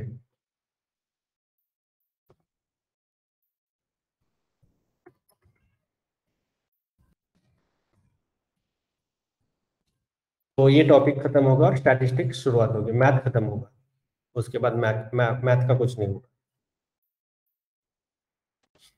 और कैलकुलस में क्या है? कैलकुलस भी पढ़ेंगे हम? नहीं, कैलकुलस नहीं पढ़ेंगे क्योंकि वो जरूरी नहीं है। या फिर देखेंगे उसका। वैसे तो प्रोबेबिलिटी सबसे इम्पोर्टेंट है। मैं ये भी सोच रहा था कि अगर परम्यूटेशन कॉम्बिनेशन ऐड किया जाए तो, बट उसके ऊपर कोई कुछ नहीं पूछेगा आपको। अगर पता है तो आप रिसर्च कर फायदा सकते तो होगा कुछ, हैं। कुछ फायदा तो होगा परम्यूटेशन कॉम्बिनेशन का। क्या होगा? अगर वो सीखेंगे तो कुछ ना कुछ फायदा तो होगा उसका, यूज तो है ही। फायदा तो होगा, फायदा होगा। जैसे कि ये वाला भी डायरेक्टली नहीं पूछा जाएगा, बट अगर आपको पता है तो आप रिसर्च कर पाओगे उसके अराउंड। आपको प्रोबेबिलिटी कैसे वर्क होती है वो पता है, प्रोबेबिलिटी डेंसिटी फंक्शन पता है, मास फंक्शन पता है। तो ये भी देखेंगे हम अगले लेक्चर में, probability density function versus probability mass function versus different types of probabilities like these. Uniform, अभी हमने देखा कि सारी वैल्यूज एक ही है, यूनिफॉर्म डिस्ट्रीब्यूशन बना रहा है वो। बर्नौली मतलब सिर्फ दो ही वैल्यूज आउटपुट में आती है, एक तो हेड या टेल, या सक्सेस या फेल्यूर। और जनरली हम इसको सक्सेस और फेल्यूर के इस मतलब वे में बोलते हैं बर्नौली को। फिर बाइनोमियल होता है, हाइपर ज्योमेट्रिक होते हैं, अलग अलग डिस्ट्रीब्यूशंस है, और एक डिस्ट्रीब्यूशन दूसरे डिस्ट्रीब्यूशन में कन्वर्ट कर सकते हैं। यहाँ पे देखो ये भी दिया गया है इसमें, तो ये कन्वर्जन हुआ है। बर्नौली बाइनोमियल में हो सकता है, बट बाइनोमियल डायरेक्टली यूनिफॉर्म में नहीं हो सकता कन्वर्ट। तो जो हमने पढ़ा है अभी तक, नॉर्मल कहाँ है, नॉर्मल गॉसियन, ये हमने देखा था नॉर्मल डिस्ट्रीब्यूशन। फिर हम देखेंगे log normal, students, T distribution, काई स्क्वायर्ड, गामा बीटा, इतना डिटेल में नहीं जाएंगे। काई स्क्वायर्ड इंपॉर्टेंट है, normal, students, T, log normal ठीक है। बर्नौली इंपॉर्टेंट है काफी, बाइनोमियल है, पॉइसन, यूनिफॉर्म। बाकी निगेटिव बाइनोमियल हमने देखो लाइफ टाइम्स पैकेज। अब मैं क्या करता हूँ, आप बोल रहे हो कि कितना इंपॉर्टेंट है ये सारी चीजें, राइट। लाइफ टाइम्स पैकेज में एक लाइब्रेरी है। अब ये लाइब्रेरी क्या करती है, ये लाइफ टाइम्स पैकेज है। अब मैं क्या करता हूँ, पिप इंस्टॉल लाइफ टाइम्स करूंगा तो लाइफ टाइम्स पैकेज इंस्टॉल हो जाएगा। अब अगर मेरे पास RFM वैल्यूज है, जो कि आपको भी पता है, राइट, RFM वैल्यूज को अगर मुझे प्रेडिक्टेड सेल्स, अगले 90 दिन में ये कस्टमर कितने बार आएगा, कितनी की खरीदी करेगा मेरे दुकान में, तो उसको बोलेंगे हम प्रेडिक्टेड सेल्स। या फिर और एक कैलकुलेट कर सकते हैं लाइफ टाइम वैल्यूज, इस पैकेज का यूज करके। जो आपने RFM किया है, आपको एक मैं रिसर्च टास्क देता हूं आज, तो आप इस लाइफ टाइम पैकेज को सर्च करो और उसको इम्प्लीमेंट करने की कोशिश करो। Recency frequency, shape your data, right, estimating customer lifetime value. ठीक है, मैं पहले तो क्या करता हूँ, लाइफ टाइम वैल्यू को कैसे कैलकुलेट किया जाता है ये दिखाता हूँ। अब मैं आपको आपको आपको ये टेबल पता है, ठीक है। आईडी है आपके पास, फ्रीक्वेंसी, रिसेंसी, मॉनिटरी, ये भी है आपके पास, राइट। और यहाँ पे टी कैलकुलेट कैसे किया है, एज ऑफ कस्टमर कैलकुलेट किया है यहाँ पे सिर्फ उन्होंने। एज ऑफ कस्टमर मतलब मेरे पास ये कस्टमर कब से है, कितने दिनों से है, लाइफ टाइम उसका एज कितना है, मतलब वो पहली बार 1 साल पहले आया था, और वो रेगुलरली आता है या फिर नहीं भी आता है तो भी उसका एज क्या हुआ, 1 साल हो गया, तो एज कैलकुलेट हुआ है ऐसे। टी मतलब एज है उसका। तो ये लाइब्रेरी, इतना तो आप पता चल गया आपको, ये 4 वेरिएबल्स। अब 4 वेरिएबल्स को ये लोग यूज कर रहे हैं, बीटा जोफिटर एक यूज करते हो लोग, और कैलकुलेट क्या करते हैं,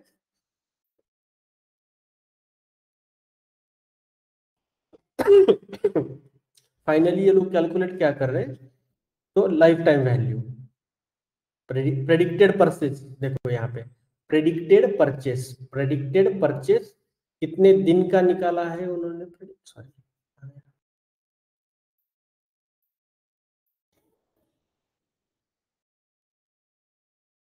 देखो यहाँ पे प्रेडिक्टेड परचेसेस पे निकाला है, यहाँ पे T = 1। अब प्रेडिक्टेड परचेस निकाला है उन्होंने, कितना परचेस करेगा ये आगे जाके हमसे। ये कैलकुलेट करने के बाद उन्होंने लाइफ टाइम वैल्यू कहीं पे कैलकुलेट की है। मॉनिटरी वैल्यू है अपने पास, रिसेंसी, फ्रीक्वेंसी, कस्टमर आईडी है। अब estimating customer lifetime value, अभी लाइफ टाइम वैल्यू कैलकुलेट करने जा रहा है। तो उनका कोरिलेशन पहले तो हम देखेंगे कि है कि नहीं है, मॉनिटरी और फ्रीक्वेंसी के बीच में कोई कोरिलेशन है कि नहीं। तो कोरिलेशन है 0.11, फ्रीक्वेंसी और मॉनिटरी में कितना है, 0.11 है, 11%।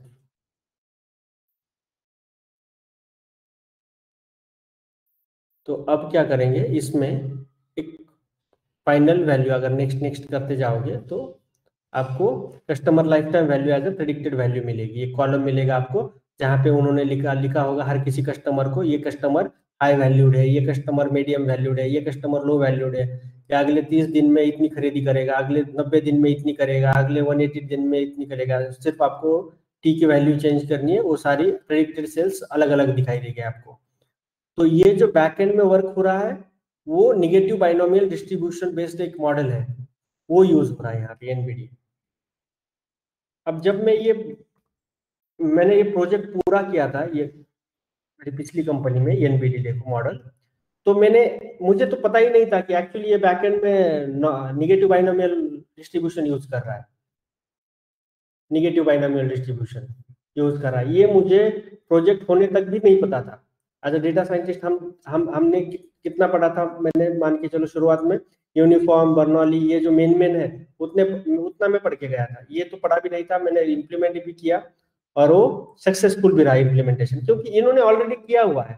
तो हम अंदर जाके फिर से मैं थ्योरी नहीं पढ़ूंगा कि ये क्या है क्या नहीं है, राइट। मैं सीधा इनका ये लूंगा और इम्प्लीमेंट करूंगा, इनका ये कोड लूंगा, क्योंकि मेरे पास तो 3 वैल्यू है जो कि आपने भी बनाई है, ये 3-4 values, right. ID, frequency, recency आपने बनाई है। अगर बनाई नहीं भी है तो ये लोग बना के दे देंगे आपको, डायरेक्टली इनके एक फंक्शन से होता है रिसेंसी, फ्रीक्वेंसी, मॉनिटरी कैलकुलेट। आपने जो अलग अलग फॉर्मूलाज बनाए हैं ना उसके लिए, वो कुछ जरूरी है नहीं। आपको सिर्फ ओरिजिनल कॉलम्स उसके पास करने हैं उनके डेटा सेट में, और आप summary data from transaction data, ये वाले कोड बनाए हैं उन्होंने। तो ये कोड ऑटोमेटिकली पूरा वो प्रोसेसिंग करके आपको सीधा ये 3-4 कॉलम दे देते हैं, और उसके बाद आप लाइफ टाइम वैल्यू और प्रेडिक्टेड सेल्स भी निकाल सकते हो उसके बेसिस के ऊपर। तो ट्रांजैक्शन डेटा आ गया आपके पास, आरएफएम मॉडल बनाया आपने, फिर negative binomial, fit a model for probability of being alive and how many expected purchases, assess the model fit, predict the future number purchase, predict किया आपने, customer lifetime value CLV निकाला उस customer का, right, बस। और correlation gamma fitter से भी आप CLV निकाल सकते हो, दोनों वे से आपने CLV को निकाला है यहाँ से, देखो। और ये पूरा मतलब ये पूरा जो डिजाइन आप यहाँ से कॉपी पेस्ट कर सकते हो, राइट। ये मैंने यूज किया, ऐसे हमने चेंज किए सब कुछ। इसको इम्प्लीमेंट करने के बाद अब आप बोलोगे कितना समय लगा। एक्चुअली मुझे वो लाइब्रेरी मिल ही नहीं रही थी इस टाइप को, कौन सी कि कैसे। हमारा प्रॉब्लम स्टेटमेंट 1 लाइनर था। वो लोग बोल रहे थे कि हमारे पास 3-4 लाख कस्टमर्स है, उनको हमें रैंकिंग देनी है, और हमें एक्चुअली रैंडमली कॉल नहीं करना है उनको। आप क्या करो, उनको रैंकिंग दे दो हमें। तो प्रोपेंसिटी निकालो,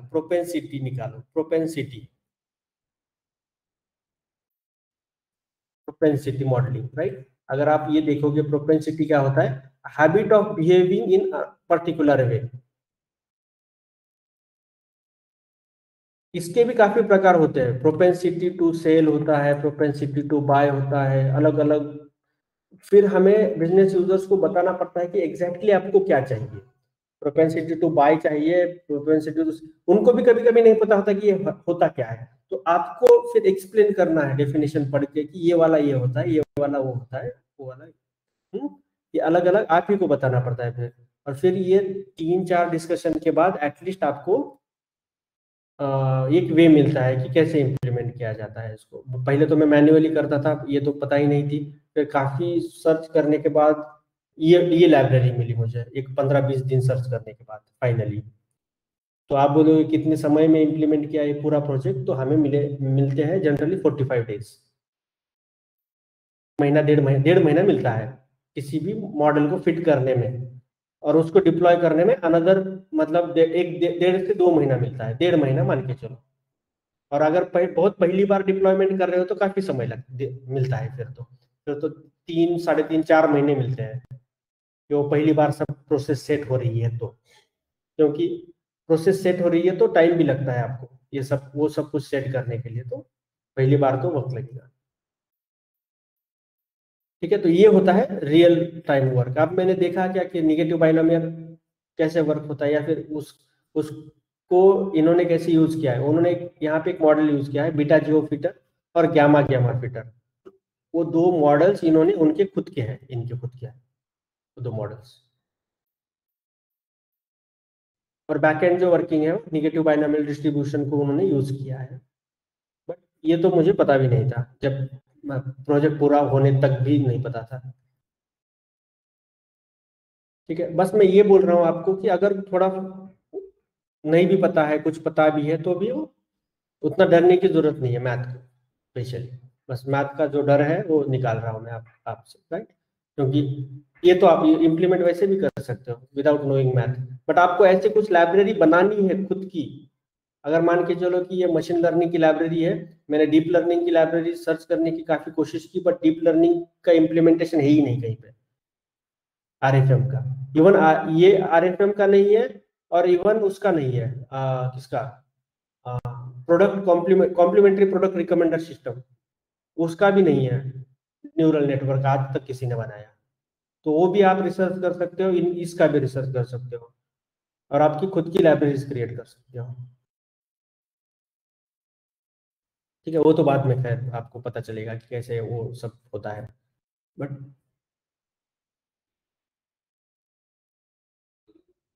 चलिए, अब थोड़ा सा ये देख लेते हैं हम कि इसको इंस्टेंस को कैसे शुरू करते हैं। आज देखेंगे या कल देखेंगे? सर एक क्वेश्चन था। हाँ बोलो। मैक्सिमम टाइम हम जब काम करेंगे तो इंस्टेंट ऐसे ऑनलाइन सर्वर पे नहीं जरूरी नहीं है। ठीक है, लेना जरूरी नहीं है। ये एक्चुअली रियल टाइम वर्क आया है हमारे पास।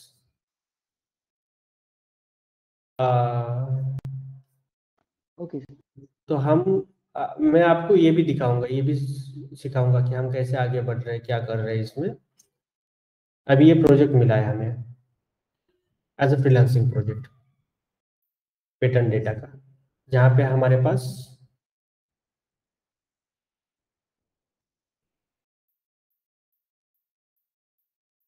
एक्चुअली कस्टमर को क्या चाहिए। ठीक है, मैं ये बताता हूँ आपको कस्टमर को चाहिए क्या। तो एक क्वेरी दी है, एक पेटेंट दिया है एज ए इनपुट।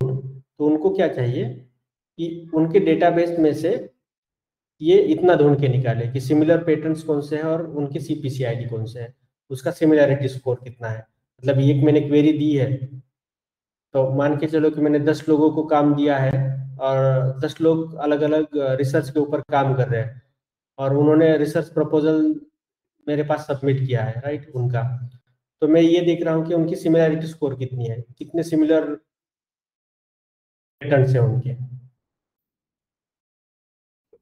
और अगर पेटेंट सिमिलर है तो वो सिमिलर पेटेंट लेके आएगा। ये देखो यहाँ पे एक क्वेरी है, मतलब कि एक नया टेक्स्ट आ गया अब इन्फ्रेंस के लिए, मतलब कि एज इनपुट। तो हम बता रहे हैं कि इतने सारे मैचिंग रिजल्ट्स हैं, top 10 matching results, exactly matching नहीं, टॉप 10 मैचिंग रिजल्ट्स। उसमें एक रिजल्ट कंप्लीटली मैचिंग है एक्चुअली, क्योंकि यही क्वेरी मैंने यूज की है। ये क्वेरी भी सेम है और ये आईडी भी सेम है उसका, इसलिए वो एग्जैक्टली मैच हो रहा है 99%, बाकी कम मैच हो रहे हैं। तो ये it is similar to recommendation system, product recommendation system. तो वहां पे क्या हो रहा है, एक मूवी अगर आपने देखी नेटफ्लिक्स की, राइट। नेटफ्लिक्स की अगर कोई भी एक मूवी देखते हो आप, तो ये क्या होगा यहाँ पे क्या आएगा, ये अगर मैं ये लूसीफर को देखा है तो क्या करेगा, मुझे सिमिलर रिकमेंडेशन देगा, क्योंकि मैंने ये एक देखा है, कुछ देखा है, तो वो क्या करेगा। और यहाँ पे कुछ है क्या वैसे, TV movie set in India trending now because you want, और मैं आपको ये रिकमेंड करूंगा, ऐसा कुछ यहाँ पे।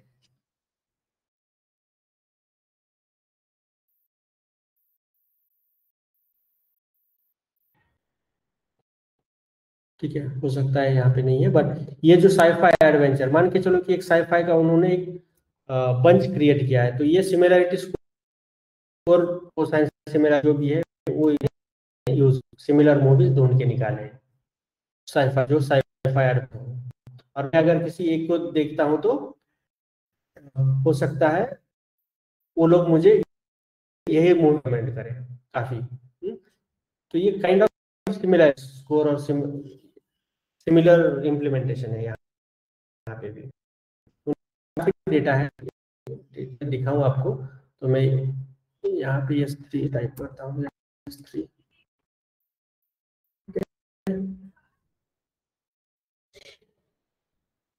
अब देखो यहाँ पे S3 में एक डेटा है, पैटर्न डेटा, राइट। अब पैटर्न डेटा में ये 4 फाइल है 50-50 MB की, तो ये टोटल डेटा हमारे पास 400 MB का है। और अभी हम एक दो रिसर्च पेपर्स इंप्लीमेंट करने की कोशिश कर रहे हैं यहाँ पे,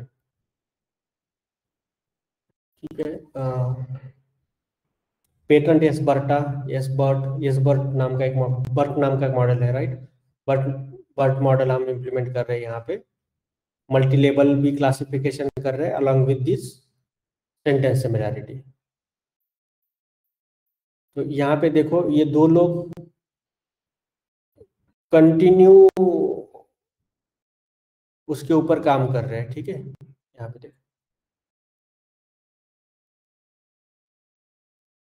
कंटिन्यू उनका काम शुरू है, मतलब उनको कुछ प्रॉब्लम है तो कंटिन्यूअसली वो लोग मेरे साथ देखो मीटिंग अरेंज कर रहे हैं, यस्टरडे, टुडे, राइट। यहाँ पे देखो मीट, यहाँ पे कुछ है, तो मतलब कंटिन्यूअसली इनका काम शुरू है। अगर ऐसा आपके बैच में कुछ आप काम करने के लिए, रियल टाइम प्रोजेक्ट के ऊपर काम करने के लिए तैयार है, तो हम ले लेंगे कहीं से, वो लोग पैसे भी दे देंगे हमें, राइट। ये तो फ्री नहीं करना है किसी को, कर सकते बट ऐसा है कि ये लोग दिन रात लगे हैं, ठीक है। ये देखो यहाँ पे 7 को एक मैसेज आया, 7 को एक आया, फिर रात 7-10 बजे आया, देखो कंटिन्यूअसली, देखो रात को सुबह शाम, मतलब इसी में लगे हुए हैं। ये बंदा है, can you connect for 2 minutes. मतलब मैं इंटेंसिटी बता रहा हूँ आपको कि अगर काम मिल गया तो कितने इंटेंसिवली आपको करना है वो काम। तो अगर ऐसा करोगे तो मैं तो आज कहता हूँ उनको कि आज उनका सिलेक्शन फिक्स है, राइट। ऐसे ऐसा आप में भी कॉन्फिडेंस आता है धीरे धीरे, मुझे तो पता होता ही है कि आप कर पाओगे कि नहीं कर पाओगे। ये है, और एक है, मैं कुछ टास्क भी देता रहता हूँ कि क्लाइंट क्या बोला है हमें करने के लिए, आपको क्या करना है। रिसर्च पेपर है, इम्प्लीमेंट करो। इसने क्लाइंट ने ये ग्राफ कुछ बोला था, इसको इम्प्लीमेंट करो। इसको देखो फोर्स डायरेक्टेड लेआउट यूज कर सकते हो क्या। और डेडलाइन एक दिन की है, तो 4-6 घंटे 8 घंटे बैठ के वो करना पड़ेगा काम, राइट। तो यहाँ पे देखो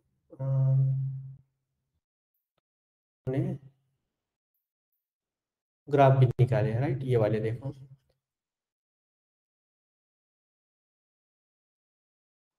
अभी सब कुछ मिलता है, बस आपको बैठ के समझ के सब इम्प्लीमेंट करना पड़ता है। और यहाँ पे ऐसा नहीं होता कि कुछ भी इम्प्लीमेंट किया तो भी चलेगा, उनको बताना पड़ता है हमें कि एग्जैक्टली क्या इम्प्लीमेंट कर रहे हैं, क्यों इम्प्लीमेंट कर रहे हैं, ये नहीं तो क्यों नहीं, ये है तो क्यों है। अब वो बोल रहा था मुझे कि अगर सब आप सिमिलैरिटी स्कोर कैलकुलेट करोगे, अभी के लिए तो हमारे पास 55,000 का डेटा है, ये एक फाइल सिर्फ मैंने यूज की है, बट आगे जाके 4 लाख का डेटा होगा, वो 5 लाख 6 लाख डेटा होगा अभी जो हम EC2 के ऊपर रन करेंगे वही मॉडल, राइट। तो इतने डेटा के ऊपर अगर मैं कॉन्काटिनेट करता हूँ, यहाँ पे कहीं पे मैंने कॉन्काटिनेट कर रहे हम डेटा फ्रेम को कॉन्काट करना, इसका मतलब कि इसको काफी वक्त लगता है। तो रियल टाइम जब प्रेडिक्शन आएंगे और ये सेल रन होगी तब काफी समय चला जाएगा उसमें, तो उसको कुछ करो। तो ठीक है, उसको भी हमने, मेरे स्टूडेंट्स ने किया है सब कुछ, ठीक है। देखो यहाँ पे ये मॉडल सेव किया, लोड किया, यहाँ पे हमने क्या किया, उन्होंने CPC IDs लगाए और उसी के ऊपर ज्वाइन बिठा दिया। तो यहाँ पे आप जो रिजल्ट आ रहा है, फाइनल रिजल्ट, वो सिर्फ रिक्वायर्ड डेटा फ्रेम ही आ रहा है, टॉप 10 रिजल्ट ही आ रहे हैं, जितने चाहिए उतने ही आ रहे हैं। अब सब डेटा के ऊपर वो नहीं हो रहा है ज्वाइन।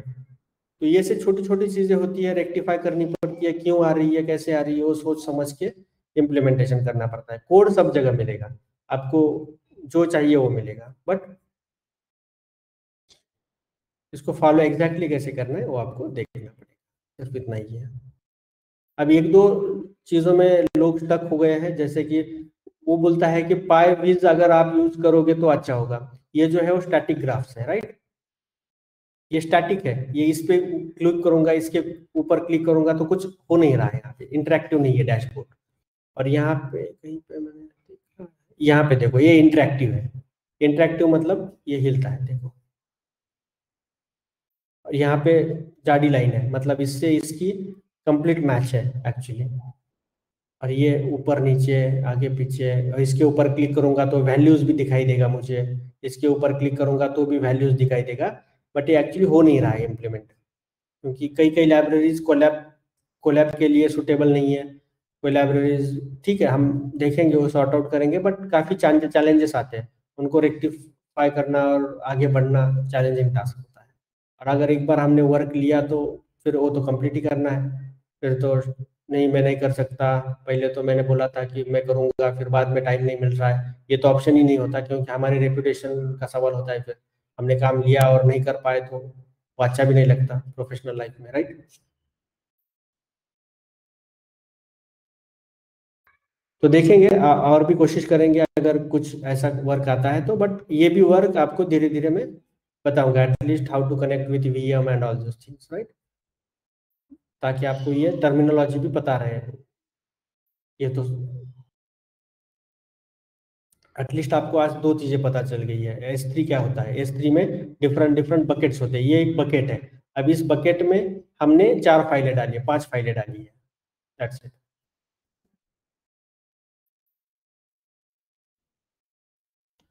और आपको इंस्टेंस भी पता चल गया, EC2 क्या होता है, इलास्टिक क्लाउड कंप्यूट। इलास्टिक मतलब कितना भी बढ़ता जाता है, वो इलास्टिक होता है, आप बढ़ा सकते हो उसको, कम कर सकते हैं, जो भी करना है वो कर सकते हैं।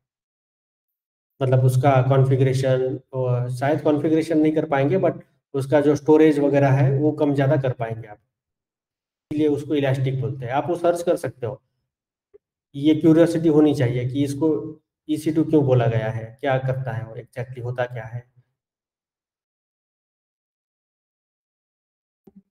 ठीक है, कल देखेंगे हम अगर टाइम मिलता है तो किसको कैसे कनेक्ट कर पाएंगे और एक्सपेरिमेंट कैसे रन कर पाएंगे। ठीक है, कुछ किसी को कुछ डिस्कस करना है या फिर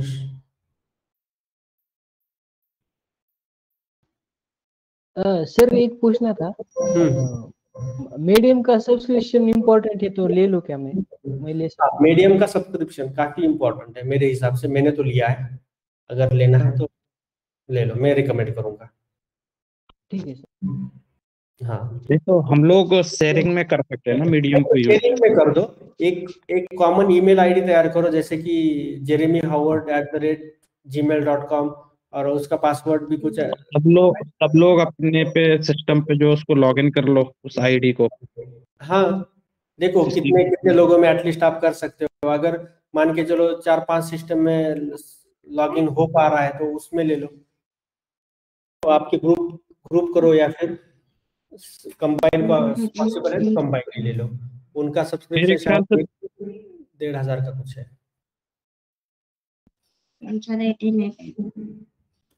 कितना है? कितने भी सिस्टम में लॉग इन कर सकते होंगे मीडियम को। हाँ, अगर ये पॉसिबल है तो फिर सही है, आप फिगर आउट करो, देखो, बट मैं रिकमेंड करूंगा आपको मीडियम का सब्सक्रिप्शन। हमने शायद ये पहली बार डिस्कस किया था, विवेक शायद नहीं थे उस समय, बट काफी इंपॉर्टेंट है। ठीक है, वो तो आप सभी मिलके एक सब्सक्रिप्शन ले सकते हैं, फिर उसको शेयरिंग में यूज 200-300 रुपए आ जाएंगे हर किसी को, 300 या 350 400 जो भी है, आपको 1 साल के लिए मिल जाएगा वो सब्सक्रिप्शन। और वो सब्सक्रिप्शन कायम लगेगा, आपको थ्रू आउट लगेगा जब तक आप डेटा साइंस में हो तब तक। तो ईयरली प्लान कितने का होता है उसका? ईयरली मुझे लगता है मुझे कुछ अराउंड 1,500 या 1,200-1,300 ऐसा कुछ लगा था उस समय। अच्छा, हाँ, ठीक है, फिर मिलते हैं कल, नया टॉपिक देखिए। आज शाम को कुछ है ना सर? हाँ, आज शाम को है, आज शाम को मोनिका एक्सप्लेन करेगी हमें gradient descent. Gradient descent, right. और एक टास्क देना है मुझे, वो विवेक को देता हूँ मैं। विवेक, अगले ट्यूसडे, अब ट्यूसडे को आप क्या करोगे, डेकोरेटर्स तैयार करोगे, प्रिपेयर करोगे, ठीक है? डेकोरेटर्स इन पाइथन लिख लो। रिसर्च करके हाँ, रिसर्च करो, चैट जीपीटी को पूछो, इधर उधर से देखो, डेकोरेटर्स इन पाइथन, और थोड़ा सा प्रिपेयर करो, एक 15-20 मिनट सफिशिएंट है, आधा घंटा आपके हिसाब से। ओके सर, ठीक है, ट्यूसडे को फिर विवेकानंद, आप भी थोड़ा सा ध्यान याद रखो ये जो हम बता रहे हैं उसको, क्योंकि साइमल्टेनियसली काफी चीजें चल रही है, राइट? पिछले बैच का भी जो मतलब दोनों को ही प्रोजेक्ट दिया है, बाकी तो लोग इनएक्टिव हो गए हैं काफी सारे लोग, क्योंकि यहाँ पे एफर्ट्स लगते हैं, राइट? और इसमें एफर्ट डालना जो फुल टाइम है उनके लिए पॉसिबल है, बट जो फुल टाइम नहीं करते उनके लिए थोड़ा सा मुश्किल होता है टाइम निकालना। ठीक है, आप याद रखो, और ट्यूसडे शाम 10 बजे मिलना है, ठीक है? आपको ओनरशिप लेनी है सेशन की। Okay sir. मोनिका, आपको आज सर आज कितने बजे है शाम को? आज 10 बजे शाम को, हाँ सर। ठीक है? उसकी वो रिकॉर्डिंग में भेज देना उनका वाली। क्या एक्चुअल में आज अवेलेबल नहीं रहूंगा। नहीं समझा नहीं मैं आपका। मैं कह रहा हूँ रिकॉर्डिंग और देना सेशन की। हाँ, रिकॉर्डिंग दे दूंगा। काम वाली भी दे देना है उनका की। ठीक है, मैं रिकॉर्डिंग शेयर करता हूँ। ठीक है सर, थैंक यू। ओके, चलिए फिर मिलते हैं हम कल, ठीक है? कल सुबह 10 बजे। Thank you guys, bye bye sir. Bye bye. Thank you sir, bye. Thank you sir, bye.